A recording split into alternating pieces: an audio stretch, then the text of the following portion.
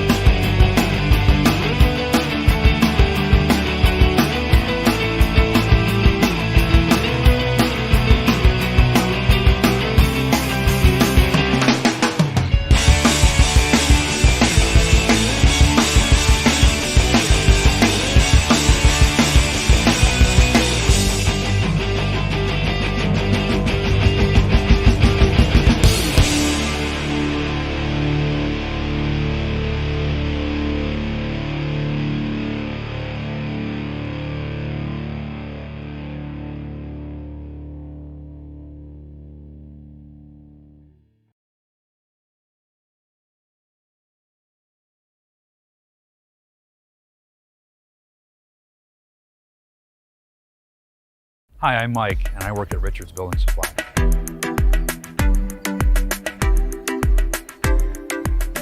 I'm standing in front of a house here in Danvers, Illinois, built by the Kingdom Building Group. This home features our RBS vinyl windows manufactured by Midway Windows and Doors, True Cedar steel siding manufactured by Quality Edge, and the CF shingle manufactured by Tilcor. Midway Windows and Doors offers 9 exterior colors and 6 interior finishes on their windows.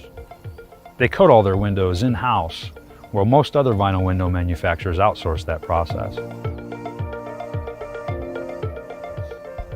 The True Cedar siding on the home is a combination of Quality Edge's thatch and ironstone. The profile is a mix of board and batten and 6-inch lap. The Kynar paint finish on the steel panels allows for some rich colors and some unique blended colors as well. The high-quality steel and the Kynar paint finish allow Quality Edge to offer a lifetime warranty on the product.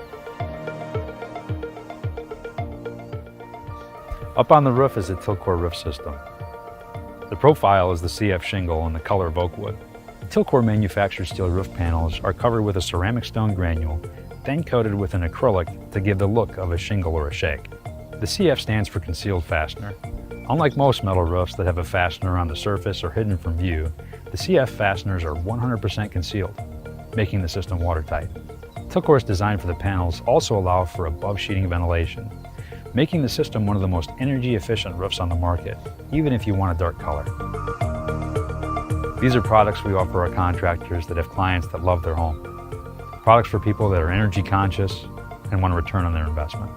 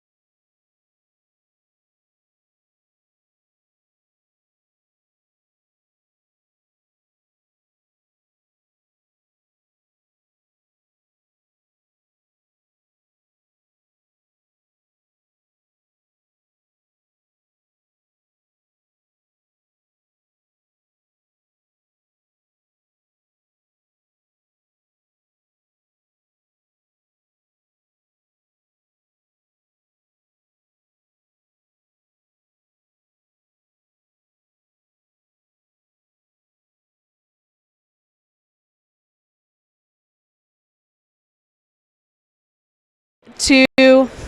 Welcome into the pregame show sponsored by Sports Broadcast Solutions.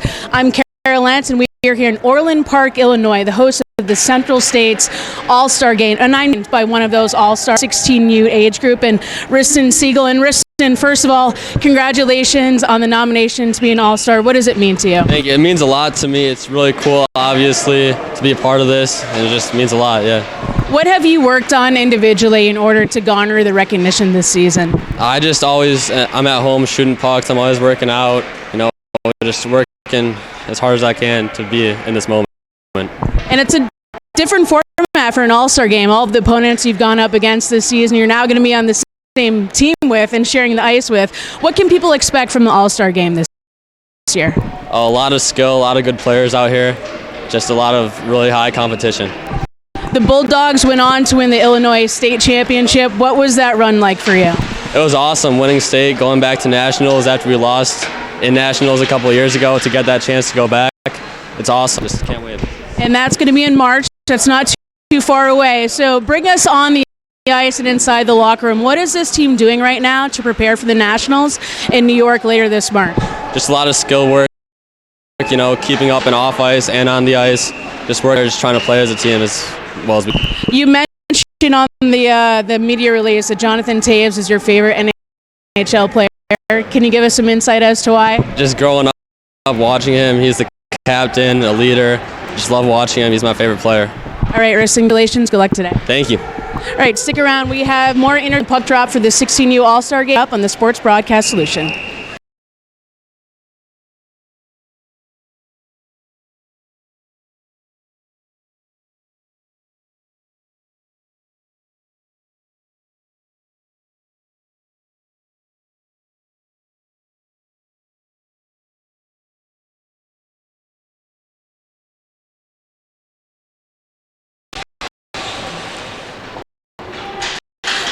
Welcome back to the pregame show put on by the Sports Broadcast Solution. I'm joined by another All-Star for Team Red, Jordan Meany, and this league for the Central States Developmental Hockey League is known to be the top in the nation for Tier 2. So what does that mean to be part of this All-Star selection? Amazing. We get to play the best of the best at the Tier 2 level, so it's just fun. You get to see what it's like playing teams from all over, like Colorado, St. Louis, Chicago.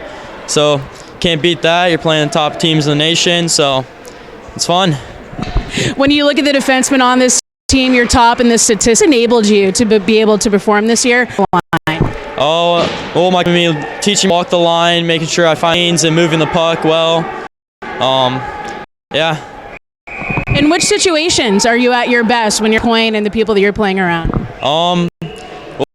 Best situations if I can find good screens or looking for people sticks, and my teammates are always back door. That helps a lot. Or if they're open, move the puck to them and let them shoot.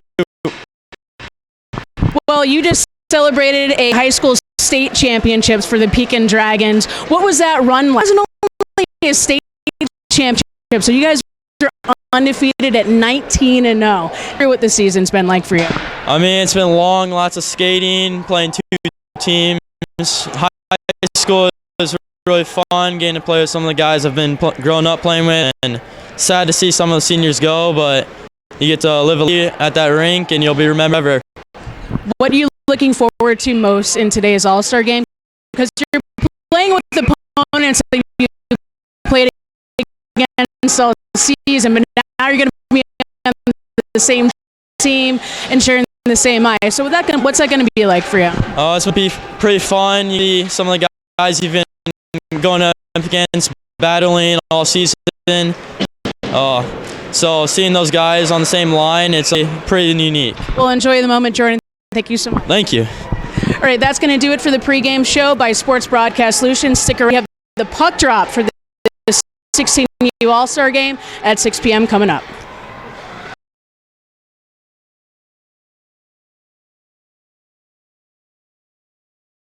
Insulate your home today and save big with Ecotech Insulation.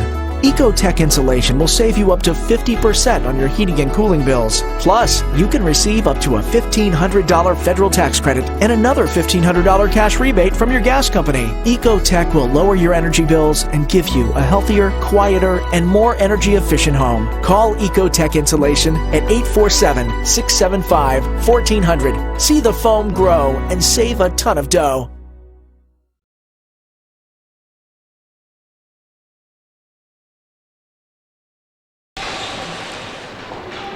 Welcome back to the pregame show put on by the Sports Broadcast Solution. I'm joined by another all-star for Team Red and Jordan Meany.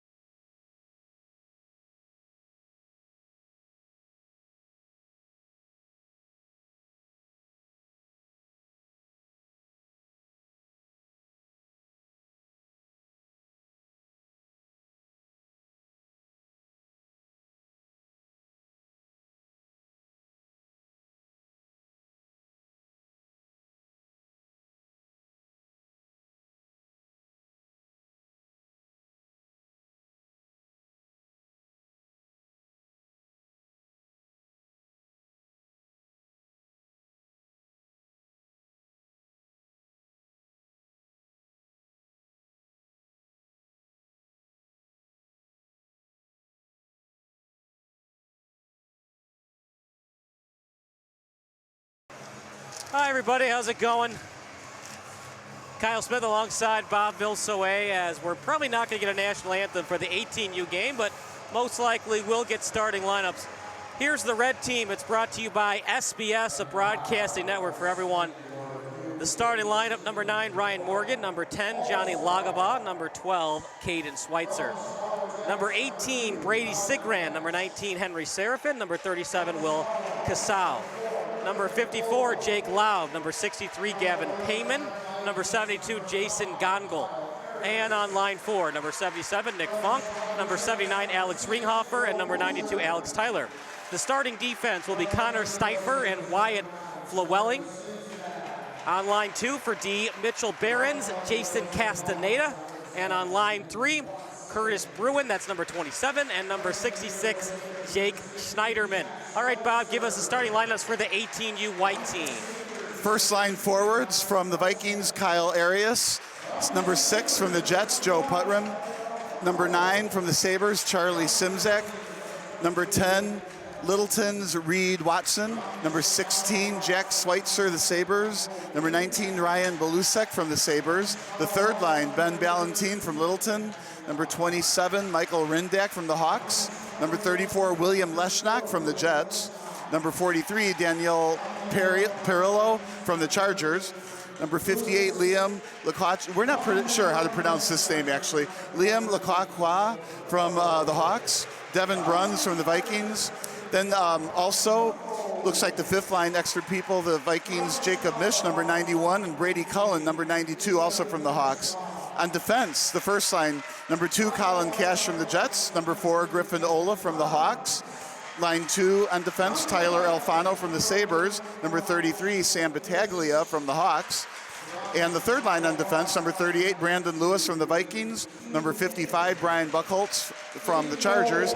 And in goal, the starting goal for the first period will be number 1, Kyle Hogan from Andre from the Flames. And then number 35 is the backup goalie, Brendan Kelly from the Hawks, his favorite player, traded from the Hawks, Patrick Kane. He's an unrestricted free agent, so he can rejoin the Hawks. Oh, wouldn't that be nice? The offseason.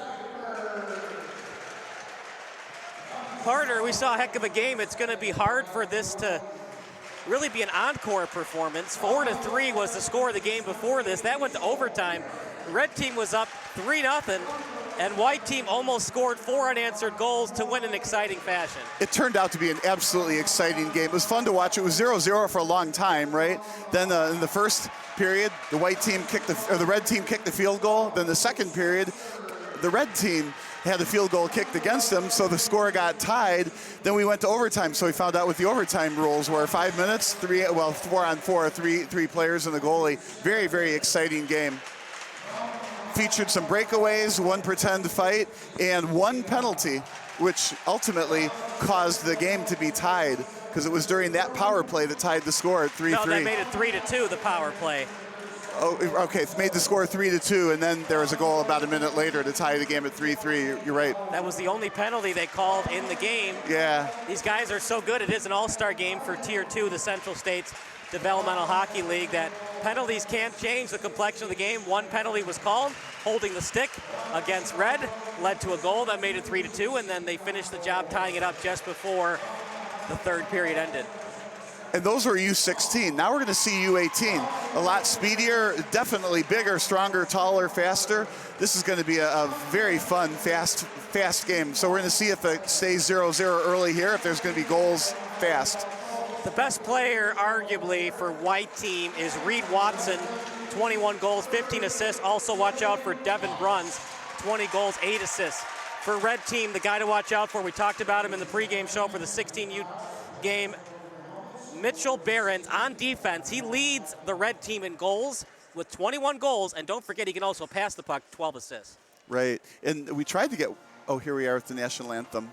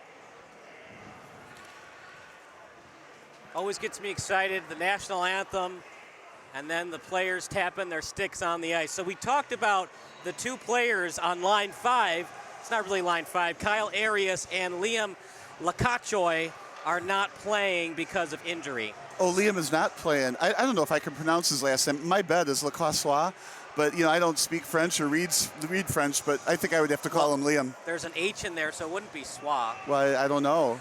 I can't speak French. So Brady Colin is in for Liam Lakachoy, and Jacob Mish is in for Kyle Arias.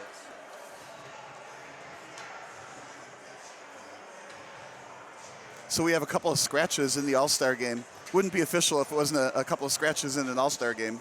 This is the next generation of hockey players because there's some guys I've never heard of as their favorite NHL player. Cale Makar, and we got Andrei Svechnikov. That's Reed Watson's favorite player. Right, but you had heard of Happy Gilmore. That's obnoxious. I'm not happy that he said that was his favorite NHL player. Oh, I think that's funny as heck. He didn't even play in the NHL. It's just obnoxious. Anyways, face-off won by the white team. So if you're a girl looking for somebody to date, pick that guy. He's got a sense of humor. Red is in the red, white and blue. White is in the white and red with occasional light blue drops on their jersey. Kept in by white. We're going to see the game pick up and speed a little bit. There is a difference between 16U and 18U hockey players. Little tap pass. They were trying to feed it over that time to 8. Goal right off the bat. A shot in the upper left corner of the net. The first shot of the game could not have been placed there more perfectly. Wasn't even ready for that. I didn't think we would get a goal that quickly on in the game, but how about that? We talked about in the 16U game, will we get a 6-5 final score? It ends up being a normal hockey score of 4-3. I'm pretty sure it was Cullen that pulled the trigger, the replacement for Liam. I'm not 100% positive, but pulled the trigger just beyond the red circle and hit the corner of the net. And Jacob Mish was on the faceoff. So how about that? White up 1-0. Shot in the net! And there's a shot on the second shot of the game. Wow, 1-1, and we're not even a minute into the game. That explains why they're on the All-Star team. These guys know how to find the back of the net. Now it's time for the goalies to step up. Each goalie's seen a shot into the back of the net each time. Well, and I think what we're also seeing is not a whole lot of physicality in front of the net. So I think some of these players during the regular season might get decked. But here in this All-Star game, maybe there's a little bit of polite defense and the shots are happening. Yeah, we're not going to see a lot of huge checks today. Laub won that face-off, and then Spinorama as Red will play it near the blue line. At the same time, you've got all-star shooters here, so maybe we're going to get some goals. Morgan plays it, centered out in front, and then it clears the slot. Going to be picked up by Mish. Mish looks up with it, and he finds his teammate that time in Leshnok. Shot saved and cleared by Red out to the corner as Red looking to get it out, led by Laub. Laub from the Leafs. We appreciate you watching today's game. Some of our sponsors include Red Outdoor, Chicago's most exclusive billboard opportunities. Be seen, be red. Also, Chicago Hawks Hockey Club. Congrats and good luck to all the Hawks playing in today's All-Star games from the board of directors at chicagohawks.com. Shot, save off the blocker, rebound try. Just goes wide. White maintaining their forecheck attack. So we've had 3 shots on goal and 2 goals. That was the first shot on goal that didn't go in. Well, we were wondering if we were going to get a shutout in the second game. Well, we found out 32 seconds later we're not going to get one. And then 20 seconds after the first goal was scored, 1-1 tie. White team will have to backtrack in their own territory, but they've got skaters to help out. Stop and start move. And leading the attack right now is Mitchell Behrens. Nope, not on the roster.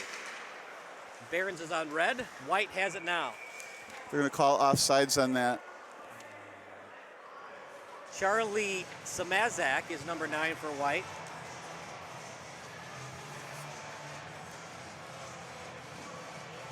Good luck, Riston. We're so proud of you. Love Mom, Dad, Aiden Sawyer, Hartley, and your grandparents.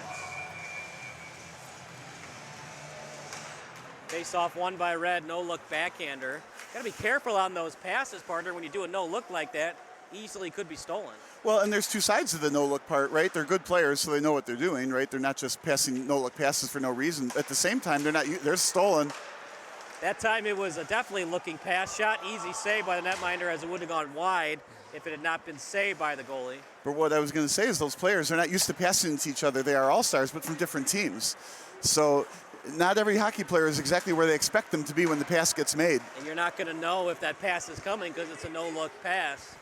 If you're going to do those no-look pass, definitely get some velocity on them. Out behind the net, got a stick on it.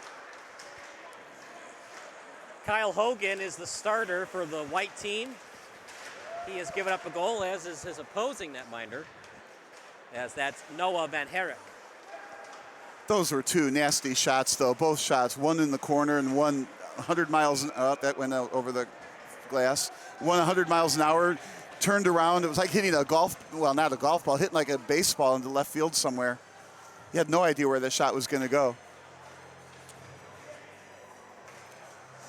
So it goes out of play. We will have a face-off at center ice. Face-off, and it's won by the white team and Daniel Perillo from the Chargers. Oh, and the puck winds. We have two pucks on the ice here. Little centering pass, past center ice. No icing, of course, and now played by Reds' Dylan Posh. Just goes wide of Posh. Karam's off the boards. Played at the point, and then a kick on the potential breakout play. Red team on it, and on it now is Pyman. Pyman places the puck off the board, slap back into the zone, and retrieved by white team as they look to break it out. Both teams have definitely picked up the intensity on defense, partner, as some maybe lackadaisical defense led to 2 early goals, and now the defense has played a little bit better the last couple of minutes. Yeah, I don't think I'd say lackadaisical defense. I think both shots were just monster shots that were virtually unstoppable. But what we are seeing is a pretty good, intense game where nobody has an advantage. Forechecking is the same on both sides. Good puck handling on both sides. So it's an even game. Couldn't tell from the warm-ups who's better, just like the prior All-Star game. This league has some talented people in it.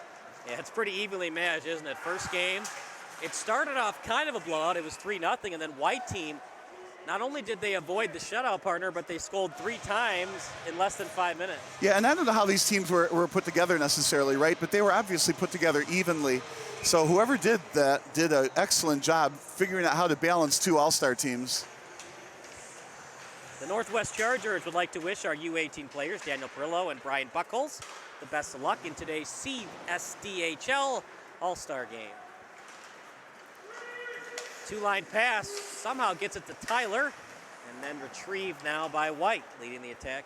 Yeah, if that connected, he was looking for a breakaway. Leading the attack for White was Rindak. Now on it is white team still. Out in the corner, off the boards. Red team gets it out.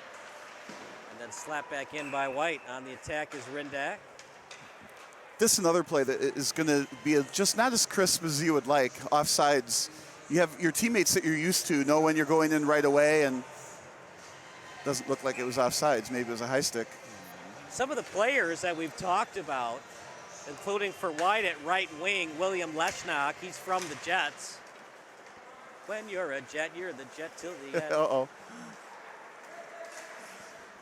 Is that your favorite musical, Bob? Well, I used to play violin in that one, The West Side Story. Favorite one? ABBA, Phantom of the Opera. Phantom of the Opera? I love that. Get out of here. It's Phantom of the Opera. The correct answer to that question is Les Miserables. Look at that play. Shot and a save by the netminder and Hogan. That goes wide. I'm not on the Hamilton swag yet. I like it. It's just not my favorite. I did go see it. The wife got the tickets. Did you like it, or do you think it's overrated? Oh, boy. I'm on air. Out in front of the slot, picked up by White. 2-line, well, from blue line to the face-off dot, and it's in the slot. Backhanded off the glass, out to the corner. Mish after it. How could I say anything other than I liked it? But they were expensive tickets. Yep. You go to the Cadillac Theater, it's not cheap. Neither is playing hockey. Here's a 2-line breakaway. pass, breakaway chance. Here comes Red. Chance to take the lead. From backhand to forehand. Took too much time on the deke partner. Easy save for Hogan. Well, the goalie read that. That's why it was an easy save. Just an excellent read by the goalie to stop that breakaway. Here comes White. That was an excellent pass. Flipped it up in the air. Only person that could get it was the charging forward on the cherry pick. Started off hot, and now it's cooled down on offense besides that breakaway attempt. Backhanded off the boards. Going after right now is Putram. Sorry, that's Barrett. Well, I think both teams are shell-shocked a little bit with 2 goals in less than the first minute. Out at the corner now at the point. Didn't get much on that shot. Glove save and a beauty on the rebound try. Great job by Posh. You know, it's a lot harder from up here to see how he did it, but man, what a save. He just plucked that puck, you know, about 10 feet away from him, maybe 15 feet away from him. Made a real good reach to grab that with his glove. Face off. We'll say it was won by Red, but the puck kind of trickled away from the stick of the white player, so more like a draw. Well, I think Red has possession, so we'll give them credit. Yeah, Red dominated the face-offs in that game against White in the 16U game. One of the many reasons Red won, including better puck possession in the attacking zone. Another 2-on-1 here. Great pass. Whoa. Just behind him. Puck loose in front of the goalie crease, and White gets it out of the zone quickly. Out at the blue line, Red on it. I like that pass attempt, though, rather than shoot the puck in that scenario. Here comes White team, led by Ballantyne. Ballantyne, and he can't get it in front. It falls to the boards. Another 2-on-1. White's got to be better on defense, and that's just slapped away wide on the pass attempt. Falling down, getting back on it quick, still on his feet. Determined to get that puck, still on his feet, somehow won that battle, Bob. Strong skater. Corner. White team on it. Liam Lacacho, no, he's injured, so now out behind the net. That was fortunate. It didn't go in. The goalie got just a knee pad or a blocker on that, and the near side shot. Elevated a little bit higher, might have gone in. We were talking about this in the earlier game as well. Here on an all-star game, you've got 4 lines of quality players. It's not like the third or the fourth line gets out here and just kind of stall around a little bit, waiting for the first line to get their breather. Face off. We'll say that one's won by White, out to the point. Now stolen away by Red. Castaneda playing with the puck a little bit. Was not able to dump it in deep, as getting in the way of that passing lane was Jack Schweitzer. Sorry, that was Reed Watson. At the corner, it's a board battle, won by Red at the point. Fakes the shot, great pass to his defensive teammate, and blocked by White. Got it to Castaneda, partner, but Castaneda couldn't get it on net. Out to the blue line. Now played by Red. It's played by Behrens. Their leading goal scorer and also a defenseman. 3-on-3 now for Red. Shot. Blocked. They're going to try it again. If at first you don't succeed, try again. Second try unsuccessful. Now 1-on-1 for White. Make it a 2-on-2. Great pass to the trailing player. Can't get it on net. No look backhanded pass. No one home to tap it in. Backhanded. Can't get it out. Wrist shot. It's blocked. Now at the corner. Tied up on the hash mark. And Red team after it. Led by Schneiderman. Line change. That's why I dumped it in right at the goalie. Battaglia will play it. And no choice but to freeze it in Hogan. Kyle Hogan. He's a 6'1" goalie. Plays for the Flames. And his favorite NHL player is Andrei Vasilevsky. I like how Red shot it in right at the goalie, hoping for a face-off that way. They didn't get the face-off then. However, about 4 seconds later, they ended up with a face-off after all, and a fresh group on the rink. So which goal did you like better, the one from Red or the one from White? Well, the miraculous shot from the Red was just an amazing. You almost feel like that was lucky. The shot at the other end, the White shot, was almost aimed perfectly in the upper left corner. So I'd have to give my favorite goal to the White goal. In the upper corner, just placed there perfect. So we'll get the first goal of the game as our intermission interview. It washed off the icing. I mean, that goal would be a goal in any level, at any rink, against any goalie, that first shot. Out at the corner, and the official got in the way of that pass. Come on, man, got to be better. Get out of the way of those passes, ref. Out to the corner, Red on the forecheck. It's been so even today, Bob. Each team, it seems, even with the puck possession. Yeah, if we had a chess clock, it would be dead heat. Right in front, over the net. Well, you got to defend your player, Bob. You can't just leave Red guy right in front of the net for a one-timer. That's where you feel like if the All-Star team here were to play together in several more practices or a few games, they would be much more together, and that guy would not have been open out in front. They tried to tap it that time to Putram, but here comes Red. Little toe drag attempt, and it's frozen away as not able to splitting the D. And again, it's an all-star game, right? So he wasn't put to the ice on that one. I think in the regular game, that player gets put to the ice right in front of the goalie. Shouldn't be able to split the defense like that.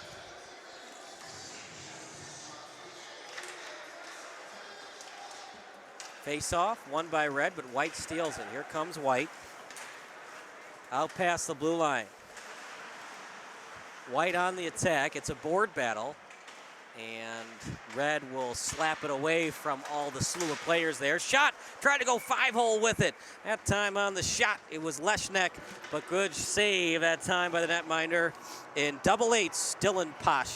Yeah, he shot at that 5-hole, but obviously the corners would have been the place to go if he could get the elevation on the puck from about 20 feet out. We appreciate the president of the Central States Developmental Hockey League, Jimmy Wright, joining us for the U16 game. Offside called. Still no penalties called in this one. 25-minute halves. We will play 5 minutes of 3-on-3 hockey if there's overtime. Yeah, and we learned that from the first game. That was an exciting, it lasted a minute, but it was an exciting minute. Face-off. That's a clean win, and he gets it over to Buckholz. Out past the blue line. Posh will play it, and great job on that play that time by Posh, as he knew he didn't have enough time and just slapped it around the boards. Red now on the forecheck. It was led by Posh on that pass. Tied up briefly was Laub as he plays it behind the net. He's trying to find Morgan, but can't get it to him. Steifer with it off the pass. He's trying to get it in deep. Now played at the hash mark. Uh-oh, blowout. Lost his edge. This Here is a comes a breakaway. breakaway. He's got a half step on the defender. Shot, couldn't get any elevation on it from Laub.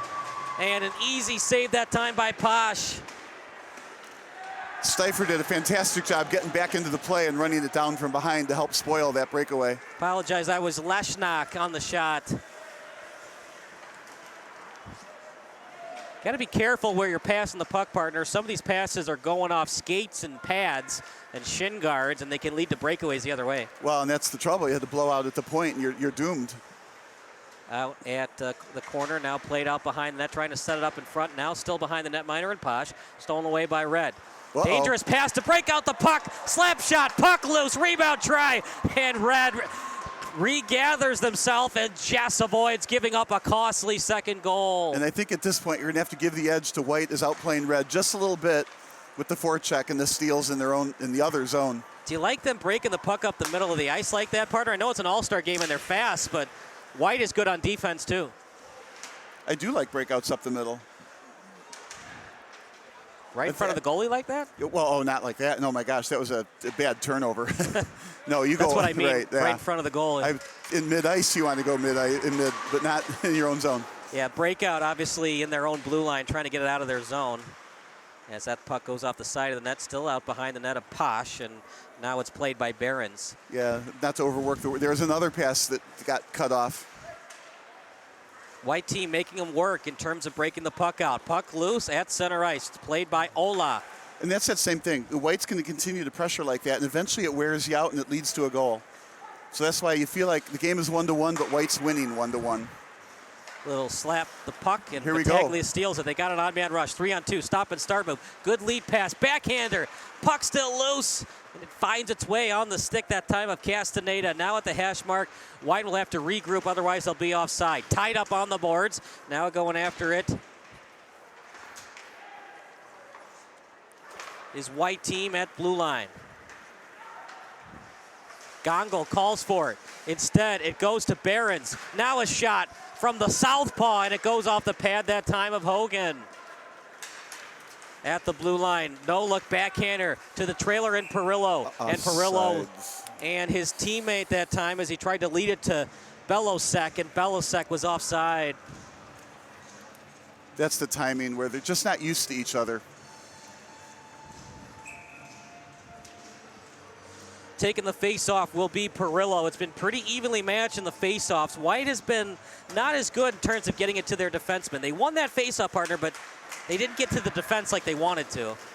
Watson, backhanded pass. It was partially blocked. It was partially blocked that time by Ringhofer. Here comes Red off the boards. Now play to the winger that time at Castaneda.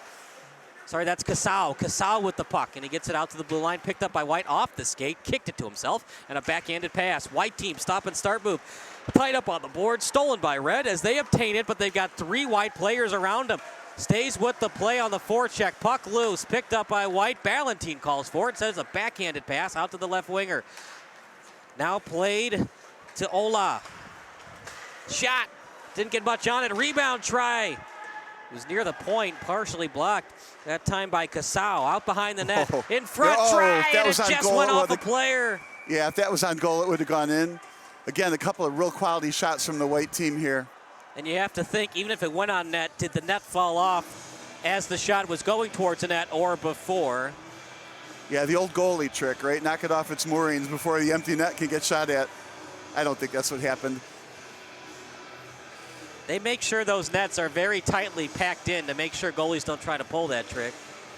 Face off won by White. But still a couple of additional quality shots from White on a direct result of the forechecking. So that forechecking is wearing out Red. Now, we're not saying Red isn't playing well themselves, but White's doing a great job. Here's another shot in tight. Blocked. Here comes Red on the attack. In front, try for Red, he scores! Great lead pass, and it's a goal for 66. Schneiderman. I don't have Schneiderman on my roster. Oh, there it is, Schneiderman on defense. Yeah, on defense. But here we are complimenting the White team on their forecheck the whole time, and then all of a sudden Red comes back with the goal. So Red now with the 1-goal lead. 10 minutes to go in the first period.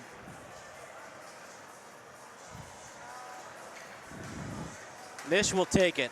Instead, it's won by Red. Great job on the face-off. A time by 11. Yeah, what happens when we're looking for the numbers and who scored the goals, we don't often look at the defenseman's side. He was hidden there on line 3, Jake Schneiderman. And he scored to make it 2-1. So Schneiderman with the go-ahead goal. His favorite player is Sidney Crosby. Good choice. It was a nice Crosby-esque goal that Schneiderman scored. It would seem if you're a defender, you'd pick a defenseman to be your favorite player, but nope, not Schneiderman. Good lead pass. Wrist shot. Rebound try. Oh, just couldn't get it on net. Man, that was a friendly carom if I've ever seen one. Yeah, and a bouncy puck. Leshnak on it. Leshnak. Stolen away by Red. White has numbers off the line change, including Colin Cash from the Jets. Nick Funk on it.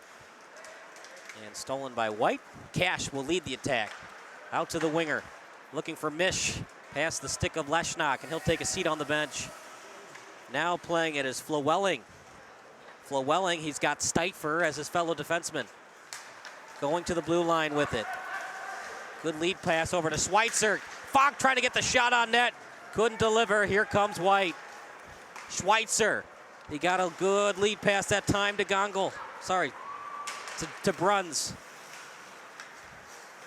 White team with it. Schweitzer as he passes it to Buckholz. Shot, easy glove save for Posh. A lot of traffic in the middle of the ice on that going back and forth. Bosch wisely held on to the puck. Get a face-off, get a line change. Slow the game down just a bit. Good luck to the Afton Americans U18 players. Will Casau, Alex Ringhofer, Connor Steifer, and Austin Tyler from your U18 coaching staff. Face-off won by Red. And swing and a miss on the pass. Try for White, a 2-on-1. Loose puck. Still in front. Still not frozen. And finally getting it out, Red at least to the boards as that puck was in front for what seemed like an eternity. Out to the corner as they try to get it over to the point. And past his stick. The goalie and Kyle Hogan from the Flames will play it. Yeah, we had one of those earlier. You pass it back to the point, you miss the pass. You have to put some pace on the puck, and it goes all the way back into their own zone. Pyman attacks as the lone man in. Pyman looks gassed right now. White with a full head of steam, trying to feed it that time to Schweitzerman, and now out to the boards. Good interception. offsides. Battaglia in it, and Battaglia was offside.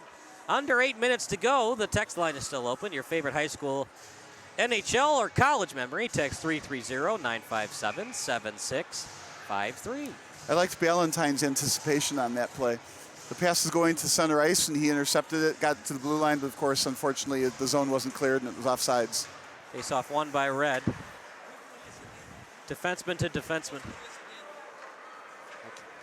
Out to the blue line. Played at the center line.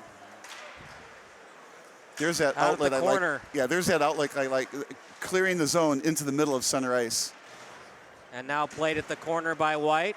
Red on it. Red, no look pass. 2-on-1. Fakes the pass. Went off the side of the net.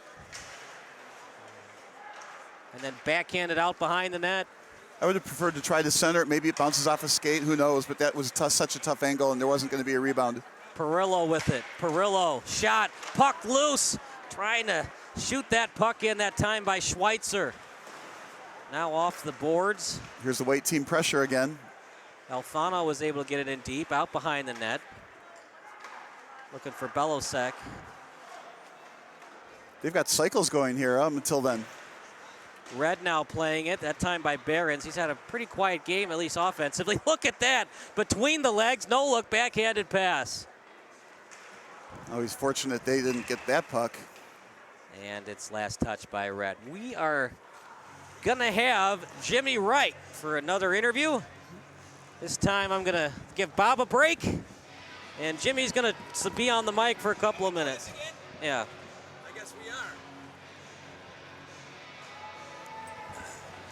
Jimmy, thanks so much for joining us. Why don't you tell us a little bit about yourself? Yeah, I've been involved in youth hockey 25 years, a volunteer, right? And somehow I got the keys to the cabin. I was president in Park Ridge for 10 years or so, and been 9 years with Central States. Very proud of both the organization in Park Ridge, and obviously Central States is one of the. We're talking with the president for the Central States Developmental Hockey League, the president, Jimmy Wright. Jimmy, can you tell us about the Central States Developmental Hockey League for people that don't know about it? Yeah, so we're a league that combines with 5 different states. There's teams that not just from Illinois. We're mostly from Illinois, but we have teams from St. Louis, Colorado, Indianapolis, Omaha, and of course Illinois. And there's a new division that we brought in, the Prospect Division, which has approximately 60 teams, which we were able to bring in another 125 kids to play, and it's a big success. And it's just growing and growing. They call us the best Tier 2 league in the country, and we're very proud of that. Why don't you tell us about the All-Star game tonight? How exactly works for both the 16U and 18U levels? So a bunch of midget coaches came to us and asked for our support and to put a committee together to do this 16 and 18 All-Star game. That would be Bob Heelan, Chris Chelios, Mike Perillo, and Nick Polis. And they put a great show on tonight. I mean, from start to finish, they've done a great show. It gives these kids an opportunity to show off their skills in front of their families and friends and other teammates. Right now, they're all teammates. They play for opposite teams, but now they're all on the same team. So, and a lot of these kids are going to nationals in a couple weeks. So, we're pretty proud about that also. Yeah, this has been exciting hockey. I thought it was going to be, NHL type of all-star game, 8-7, 6-5, but right now we got a pretty low-scoring game. And the first game was 3-0. Now we thought, it's kind of not so much exciting, but then they tied it, went overtime. It was great. Yeah, it was a fantastic game, 4-3. Well, Jimmy, before we, you got a million things to do tonight since it's All-Star Friday, but final thoughts about the 16U game and how the 18U game's panning out thus far? Oh, the 16U game, like I said, it started out like you said. I thought these games would be high flying and no defense, a lot of scoring, but they're pretty tight. And what a comeback by the team to make it 3-3 in the 16 game, and then it went overtime. And we have implemented 3-on-3 for 5 minutes overtime. Probably this is our 3rd year, and people love it, absolutely love it. Well, Jimmy, thanks so much for joining us, and have a good rest of your Friday night. All right, guys, great job. Thanks for being here.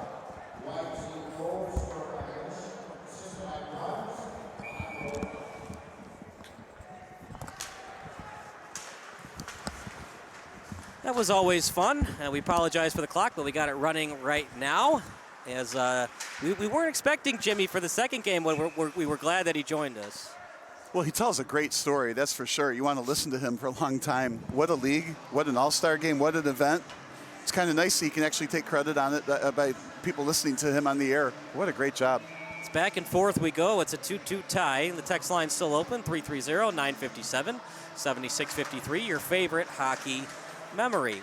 Sending a good look shout out to Bobby Barrett at the CSDHL All-Star Game. He scored to make it 2-0. That was a 4-3 final score in overtime, 3-on-3 pond hockey style. Big thank you to sponsoring this game from Ecotech Insulation. With over 15 years of experience and thousands helped, Ecotech Insulation is your #1 choice for Chicago insulation contractors. 847-675-1400, ecotechinsulation.com. Shot blocked, and it scatters out to the boards. Trickling puck picked up by White as they'll play it out behind the net. A little bit dangerous pass, and it went off the tape.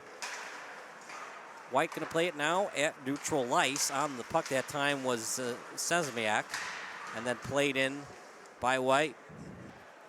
Schweitzer on it, as it's a 2-2 game. Both teams have not led for much of this game, partner. Anytime Red has taken the lead, White's right there to answer, and then vice versa. Yes, they have, and they had a breakaway too while you had the interview earlier, and it just back and forth, long passes that are connecting, fast skaters. This is just an exciting game to watch. Out at the bread line, now played to Sesmiak. Sesmiak shot blocked. Another block save, that time by Posh off his pad. Posh has done a good job with rebound control. Yes, there was a rebound, but he put it in the corner. Nobody else had a chance to get at that puck. You always wonder about those block shots. When you get in front of that puck, make sure your shin guards are working and that they're fully protected. Otherwise, you're going to feel that the next day. Yeah, right. And an icing, Olympic style. Doesn't matter if you go after it. It's still an icing. But he redirected that play real well. You try to shoot the far pad, right, so that you get a weak side rebound on that. But if the goalie is able to put the puck into the far corner, there's no rebound from there. Don't go anywhere. The intermission interview brought to you by Sports Broadcast Solutions. Cut them next. I mean, there's been 4 goals. It's hard to pick which one was the most exciting to watch. Yeah, you got that right. I still like that very first one to hit the upper corner with, 12 seconds to go. Wasn't expecting that. You got your popcorn at the concession stand. You missed it. You haven't even had a sip of the beer yet, right? It's 18U hockey, no beer, Bob. Can't have beer till you're 21. Used to be 18. Shot. Blocker save would have gone wide if he hadn't touched it, but too close to call. And the netminder and Hogan got a piece of it. No penalties thus far, and I think you're going to see no penalties the rest of this game. Officials are not going to call tripping. At least that was what we saw in the 16U game. That was the precedent set forth by the 3-man crew. Ringhofer swing and a miss. And here comes White team. Perillo with it, not much on that backhanded pass. And now Schneiderman will take it. He's repping Lemieux's number, partner, and that second goal he scored to make, the second goal of his team looked kind of like Mario Lemieux. We have to look to see if Lemieux is his favorite player, as he's got his number. Jake Schneiderman, according to the roster, his favorite player. Well, a fellow Penguin in Sidney Crosby. Lemieux might be too old for him. You got to remember, these guys are only 18 years old, so the players that I liked, Martin St. Louis and Alexei Yashin. Whoa. And you like them? Yeah, you don't like Alexei Yashin? But that wouldn't be on my A list. As that save is made by Posh. Yeah, but Sidney Crosby, Mario Lemieux, now you're on my A list. I have an Evgeny Malkin jersey. And of course, Gretzky. Well, anybody can say Wayne Gretzky. That's like saying, oh, my favorite baseball player is Barry Bonds. Well, everybody's favorite baseball player is Barry Bonds. Oh, well, not mine. Well, that's because you're not from San Francisco. Oh, you have a point. Or Pittsburgh. Played out behind the net. It's a shame that he never won a World Series title. The greatest baseball player we've ever seen never won one. Well, that's your opinion. He's the greatest baseball player ever to play. I never saw Babe Ruth play. As a glove save and a beauty by Hogan. You could also make the argument, if the numbers continue, what's that guy's name for the Angels? Oh, Trout? No, the pitcher and outfielder. Oh, Ohtani? Yeah. Yeah. If these numbers continue. Well, you are saying that about Jokic. Yeah. But here we are, back to hockey. Gretzky's, and I've always asked you this nickname, I've always asked you this question, partner. Gretzky is known as the Great One, but can you make the argument that defensemen and goalies are more important than goal scorers? Well, obviously you can make that argument. I mean, that gets to football and Brady, too. Is there not a middle linebacker that might be better in some way? But, 7 championships. But, Gretzky, to me, he really is the Great One.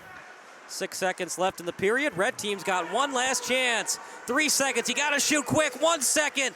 Does he get it off? Not in time. It was saved anyways by Hogan. How about this, partner? A 2-2 score. So at this pace, 4-4 and another overtime. I like it. That'd be awesome. I'd love to see more 3-on-3 overtime hockey. We'll find out in about 25 minutes if we'll get 3-on-3 overtime hockey. Let's bring it over to Kara Lentz for the intermission report, but first we're going to take a commercial break. You're watching the U18 All-Star Game here on SBS, a broadcasting network for everyone. Insulate your home today and save big with Ecotech Insulation.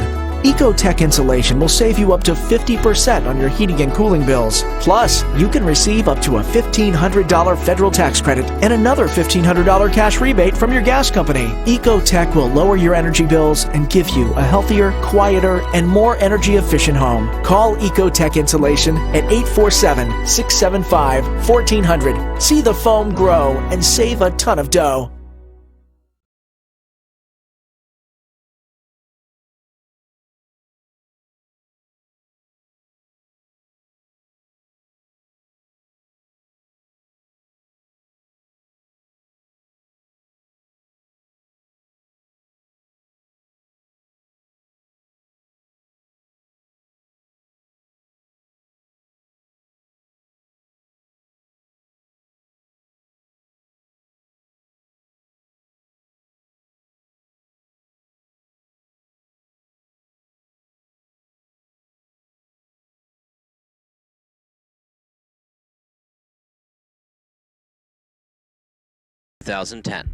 Game 6 of the Stanley Cup Final is taking place between the Chicago Blackhawks and the Philadelphia Flyers.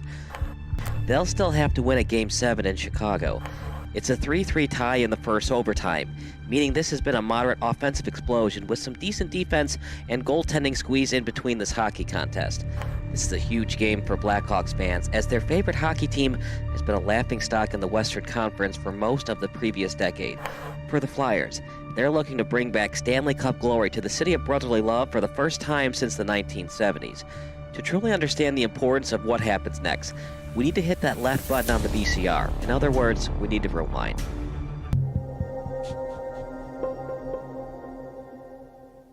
The Blackhawks are an overtime goal away from cementing their legacy in NHL history. But for a franchise who used to not even televise its home games, this seemed like a pipe dream even 5 years ago. Known for his severe cheapness, Blackhawks former owner Bill Wirtz decided to cancel all home broadcast agreements with network and cable television outlets in 1992. According to Wirtz and the Wirtz Corporation as a whole, home broadcasts were, quote, unfair to the team's season ticket holders, unquote.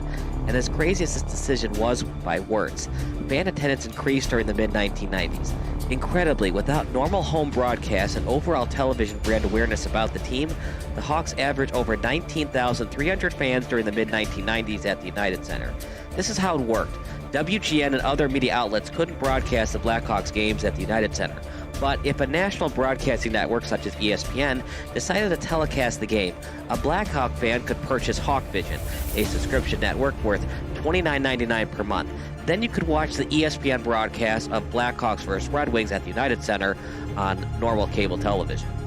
It was pretty confusing, to be sure, and as you know, the internet wasn't big back then.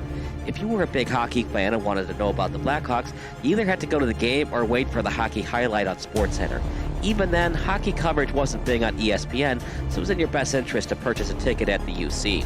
So the fans kept supporting the Blackhawks even though they couldn't watch their favorite team on TV. However, the product on the ice wasn't so great. As if it were a curse from the hockey gods, the Hawks kept finding different ways to choke in the playoffs. An Original Six team, the Hawks were at one time the second most cursed Original Six franchise. The New York Rangers went titleless from 1940 until 1994, and the Hawks now find themselves in the same place as the Toronto Maple Leafs. The Maple Leafs and the Hawks have not hoisted Lord Stanley's Cup since the 1960s decade. For the Hawks, it's been even worse. They haven't won it all since 1961, and before that, Chicago went 23 years without hoisting the Cup. The Maple Leafs have been a borderline disaster since 1967, but at least the Leafs were a dynasty in the 60s. The Hawks were lucky to even win the 1961 Stanley Cup. So yeah, the Hawks have pretty much been mediocre or worse since 1961. However, there were moments when the franchise seemed destined for championship glory.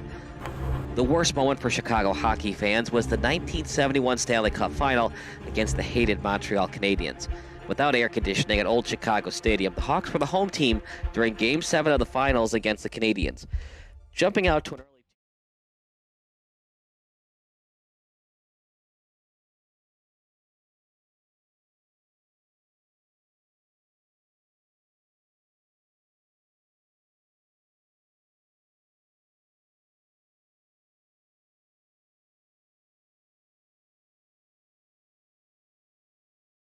How was this team able to get to start rolling? In 3, 2, welcome to the intermission report brought to you by SBS. It took a while for Team Red to get rolling here, but now with a commanding 3-0 lead. Andrew Holtzman, one of the goal scorers in that first half. And Andrew, how was this team able to get to start rolling and scoring and putting up some goals? In the locker room, all the boys were getting going game and stuff, and we kind of found a little click at the beginning of the game, so I think that's what got us going. You and I were chatting a little bit before this interview, but just how special is it to be part of the All-Star experience and be able to have opponents you played against all season, but now some of your teammates? Yeah, it's definitely an awesome experience, one in a lifetime, this is new to all of us, so opportunity to be here. And also experience for you before you head down to Nationals for the Bulldogs. What's it mean for the team to make it to that level, and what can we expect from you guys in New York? We worked so hard all year, and the boys did it. We well deserved, and we're excited for Nationals. We're gonna go deep. All right, Andrew, enjoy the moment. Thank you very much. That's gonna do it from the intermission report. We'll be back for the second half in just a bit.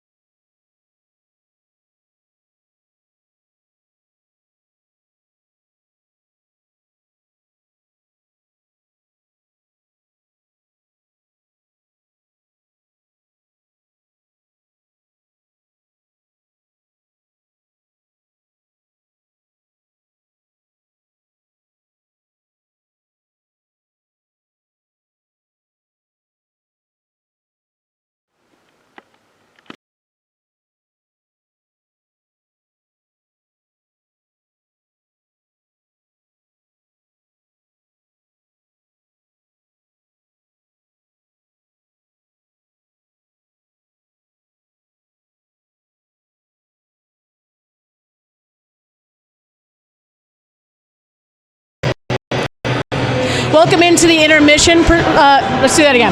3, 2. Welcome to the intermission report brought to you by SBS. I'm here alongside Team Red forward Schneiderman and Jake. We found a lot out about these two teams, and within the first minute, scored one, scored the other. But how were you able to break open later in the first? Honestly, just got to drive the net hard, got to funnel pucks to the net, just got to play simple, get the puck out, get the puck deep, and we executed that. So just got to be in the right place.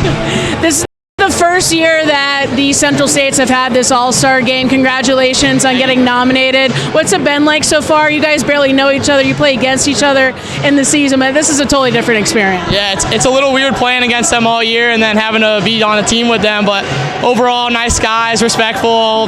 Everyone's having fun out here. We're just out here to have a good time. What do you think about Dylan's performance there in the first half as well in goal? Dylan, he played good. I mean, the first shot couldn't really do anything about that, just a snipe. So, and then second one, just unlucky goal. So it just happens, you know. As long as we keep scoring more goals than them, we'll win this game. So I think you just answered my next question, but I was going to ask you, what's it going to take for this second stanza of 25 minutes? As long as we just score more goals than them, we'll win the game. So, all right, Jake, thanks so much. Enjoy the time. I appreciate it. Thank you. Puck drops for the second half coming up in just a bit on SB. Insulate your home today and save big with Ecotech Insulation. Ecotech Insulation will save you up to 50% on your heating and cooling bills. Plus, you can receive up to a $1,500 federal tax credit and another $1,500 cash rebate from your gas company. Ecotech will lower your energy bills and give you a healthier, quieter, and more energy-efficient home. Call Ecotech Insulation at 847-675-1400. See the foam grow and save a ton of dough.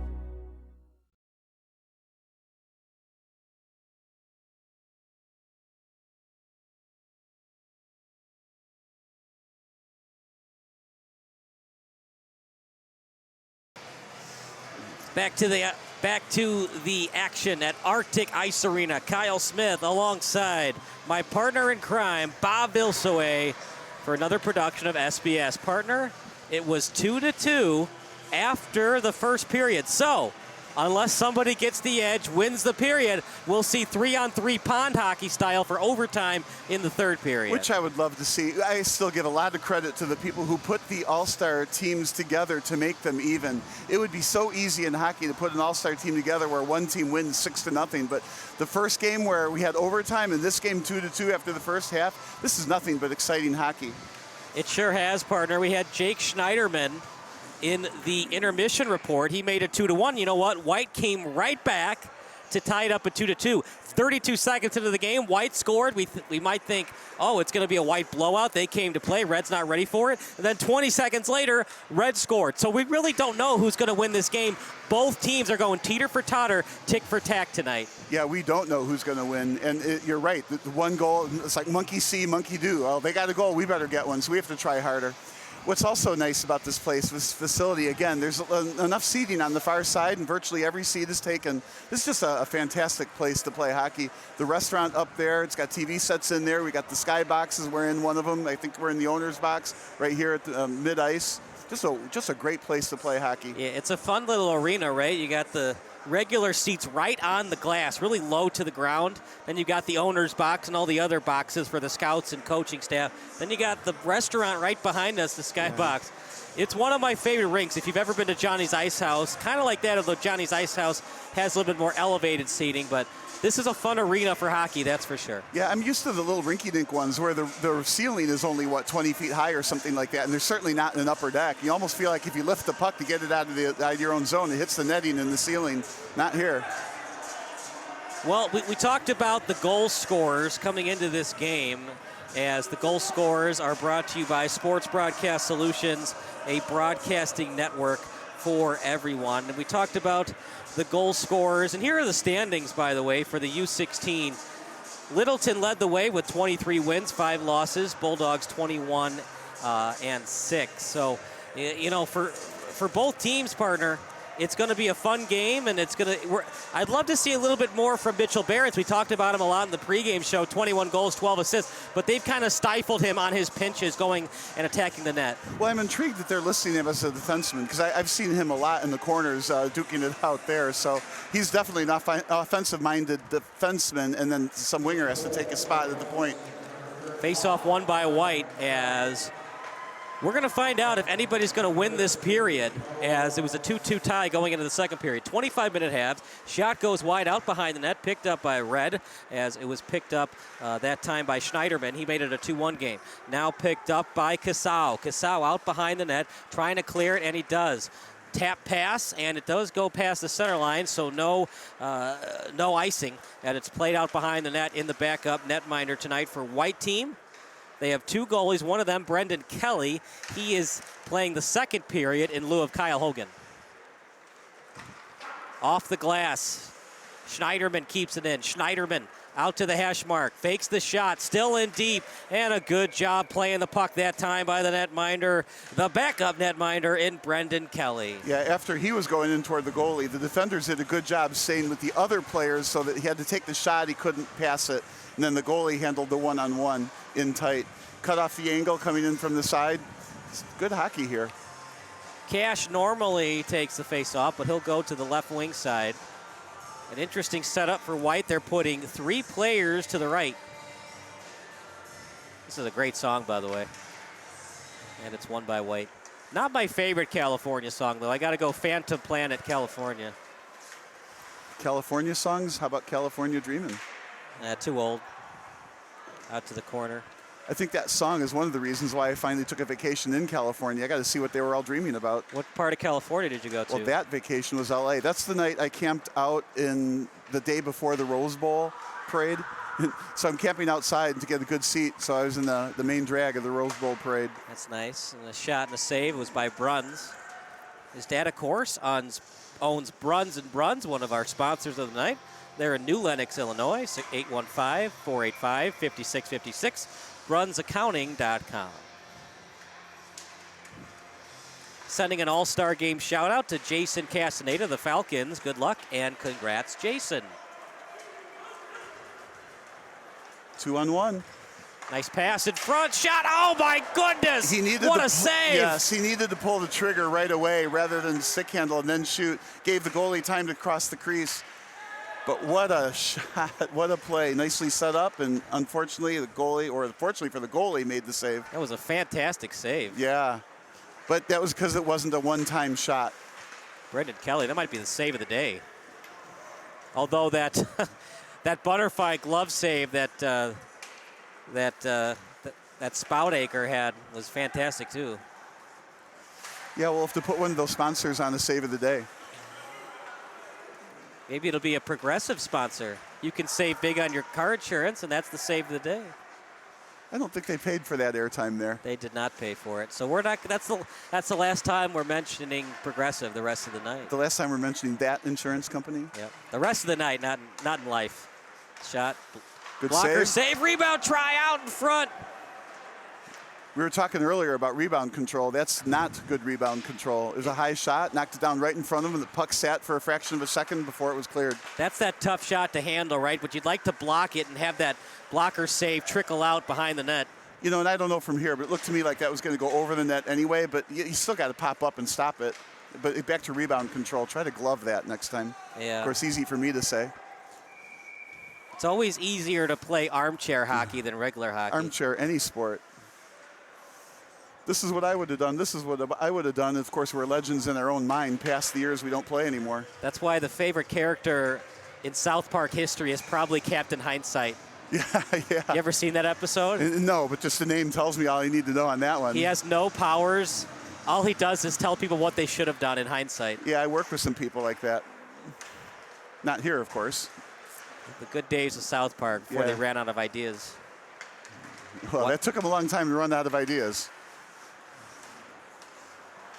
White team on the attack, block shot. You're going to have to earn it if you're white team. Red team's getting in the way of those shots.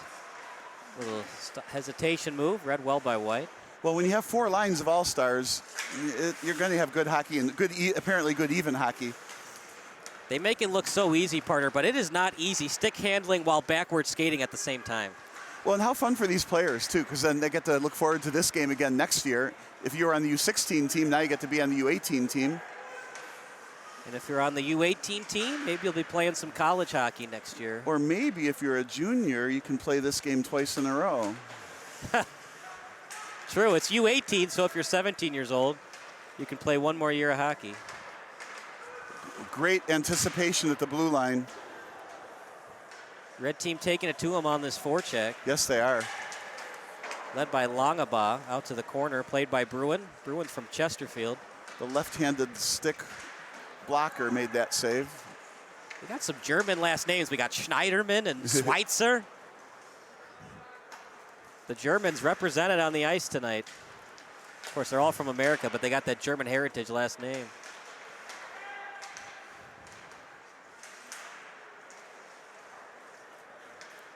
Every time I rewatch the movie Miracle, I'm just in awe that there used to be a West Germany and an East Germany in the Olympics. Right. How crazy that was with the Berlin Wall. Here comes red team on the attack. Shot for Schneiderman off the post. Could have had his second goal of the game. Goalie's best friend, right? The post. Right. And the puck is still kept in. Now, did it hit the inside of the post and hit net? I don't think so. I think it just hit the post. It hit the outside, or it would have bounced the other direction. Thing is, on that play, I thought there was offside, so there's a large part of me that's kind of glad the puck didn't go in. If you play this game back, look to see if there was offsides on that prior to the shot hitting the post. Blocker save on the backhanded try out to the corner, picked up by White. Another backhanded try, almost redirected it in. That time, great job. That time by Lekochoy. That was close, and this is the first time in a long time the puck has been to our right. Stolen again. Shot, whiffed on it. On the try that time was Reindeck. It's just a line change matchups is causing this. Play on the left for a while, then play on the right. Oh my goodness, what a move. Toe drag and a beauty. Pad save, puck loose in the slot. Turnaround try. Another beautiful save by the netminder in Brendan Kelly. I have to take him out for a steak dinner, partner. He has been fabulous this game. Here's a breakaway, semi-breakaway. You lied. I did. I was excited. I didn't see the defender sitting on the other blue line over there. No one likes a liar, Bob. I should go into politics then.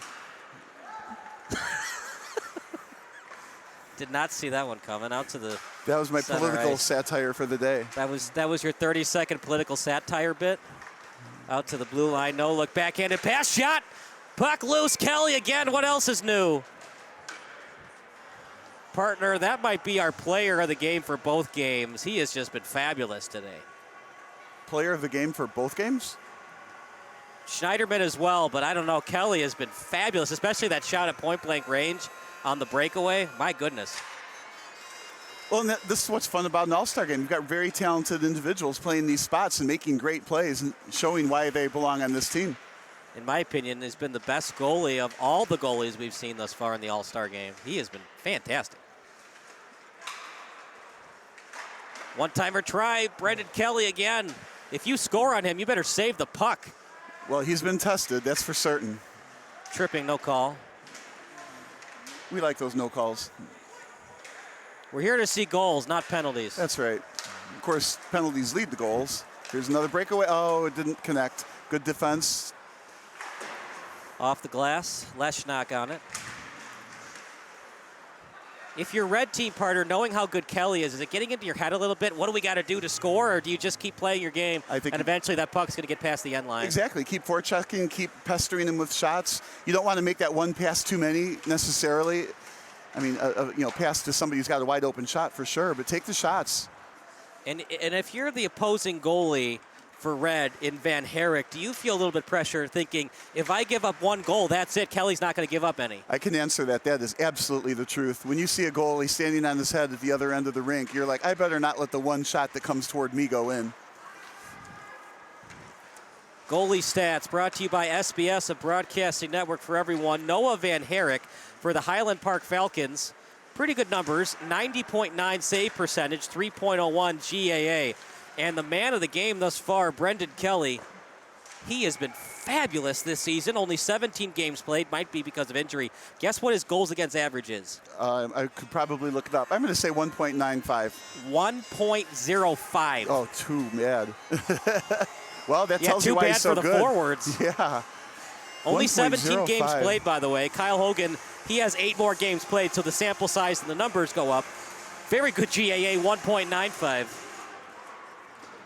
But my goodness, Brendan Kelly, what a goalie this guy is. 1.05 goals against average.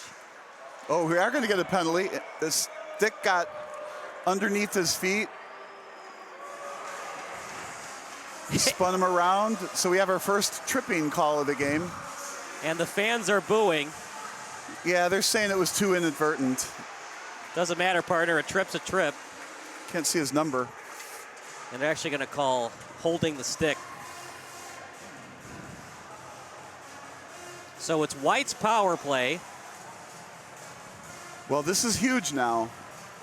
With a 2-2 game with 16:30 to go, White is on the power play. Now, you wouldn't want to pull the goalie here. We were talking about that earlier. And if you're behind and you have a power play late in the game, go ahead and pull the goalie, but not here. Cleared out of the zone by Red. That'll lead up some time. And if you're Red, partner, you got to play very conservative.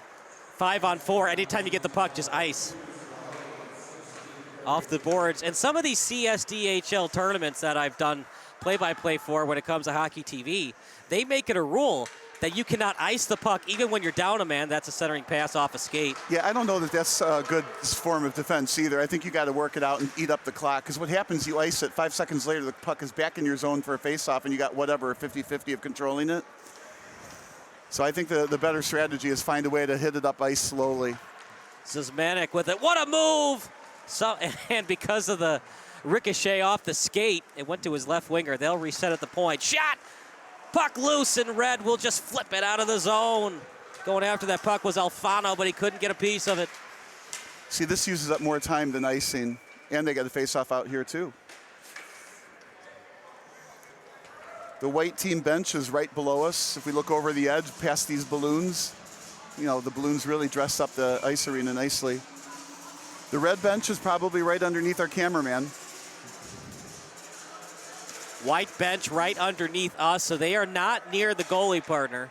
That's going to help Red a little bit on these line changes. White has to go a further distance on the line changes on their power play. 2-line pass with a full head of steam to the trailer. And almost lost it, and he indeed lost it.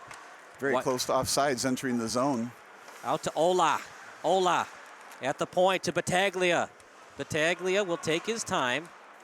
They need to get some traffic in front of the net. Absolutely, partner. Got plenty of time.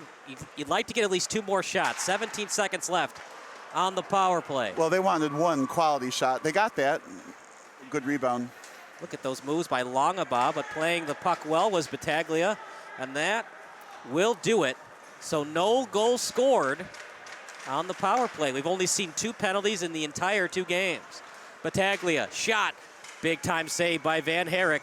And here we go, partner. If your Red team, is the pressure on, knowing that Kelly's confidence continues to go up as the game continues? Well, they just killed a penalty, so they've got to feel good about themselves. And sometimes when you kill a penalty, that momentum that the other team had because of the penalty swings. So now the Red team has to feel like, well, we played even with them, and it was 4-on-5 on the ice, you know, plus the goalies. But now it's 5-on-5, so you feel like, the momentum is with us now. Little snapshot off the boards. Buchholz goes after it. Olympic-style hockey. And even though winning the battle was 15 of Red, White team will get a face-off in the deep end of Red. Yeah, 2 face-offs in a row. You definitely want to have face-offs in the forward circles. Congratulations to Matteo Ruffalo. We're proud of you. Love, Mom and Dad. Congratulations and good luck to Hawks U18 goalie Brendan Kelly. I don't think he needs good luck. I think he's just an excellent hockey player. Yeah, he's just flat-out skilled, right? That's a young man that is most likely playing hockey at the next level. It would be interesting to find out what that means for all of these players, which schools they all go to continue their hockey careers. Do they play juniors? Do they go out of state? Schneiderman out of country. He's been fantastic. If we had to pick the 2 best players for each team, Kelly for White, Schneiderman for Red. And of course, hockey has the 3 stars of the game. Who would the 3rd star be? Yeah, it's so hard to pick out of this. High stick, no call. Yeah, I'd be inclined to look at the defenseman perhaps. So here, oh, good pass cross court. Shot. Cross court. Big time blocker save by Van Herrick. That's got to be a Dutch origin on that last name. White team plays it in their own territory. I always think of Van Vliet, who's Dutch origin. Did you know he grew up in Rockford? Yeah, I actually knew that. Van Vliet.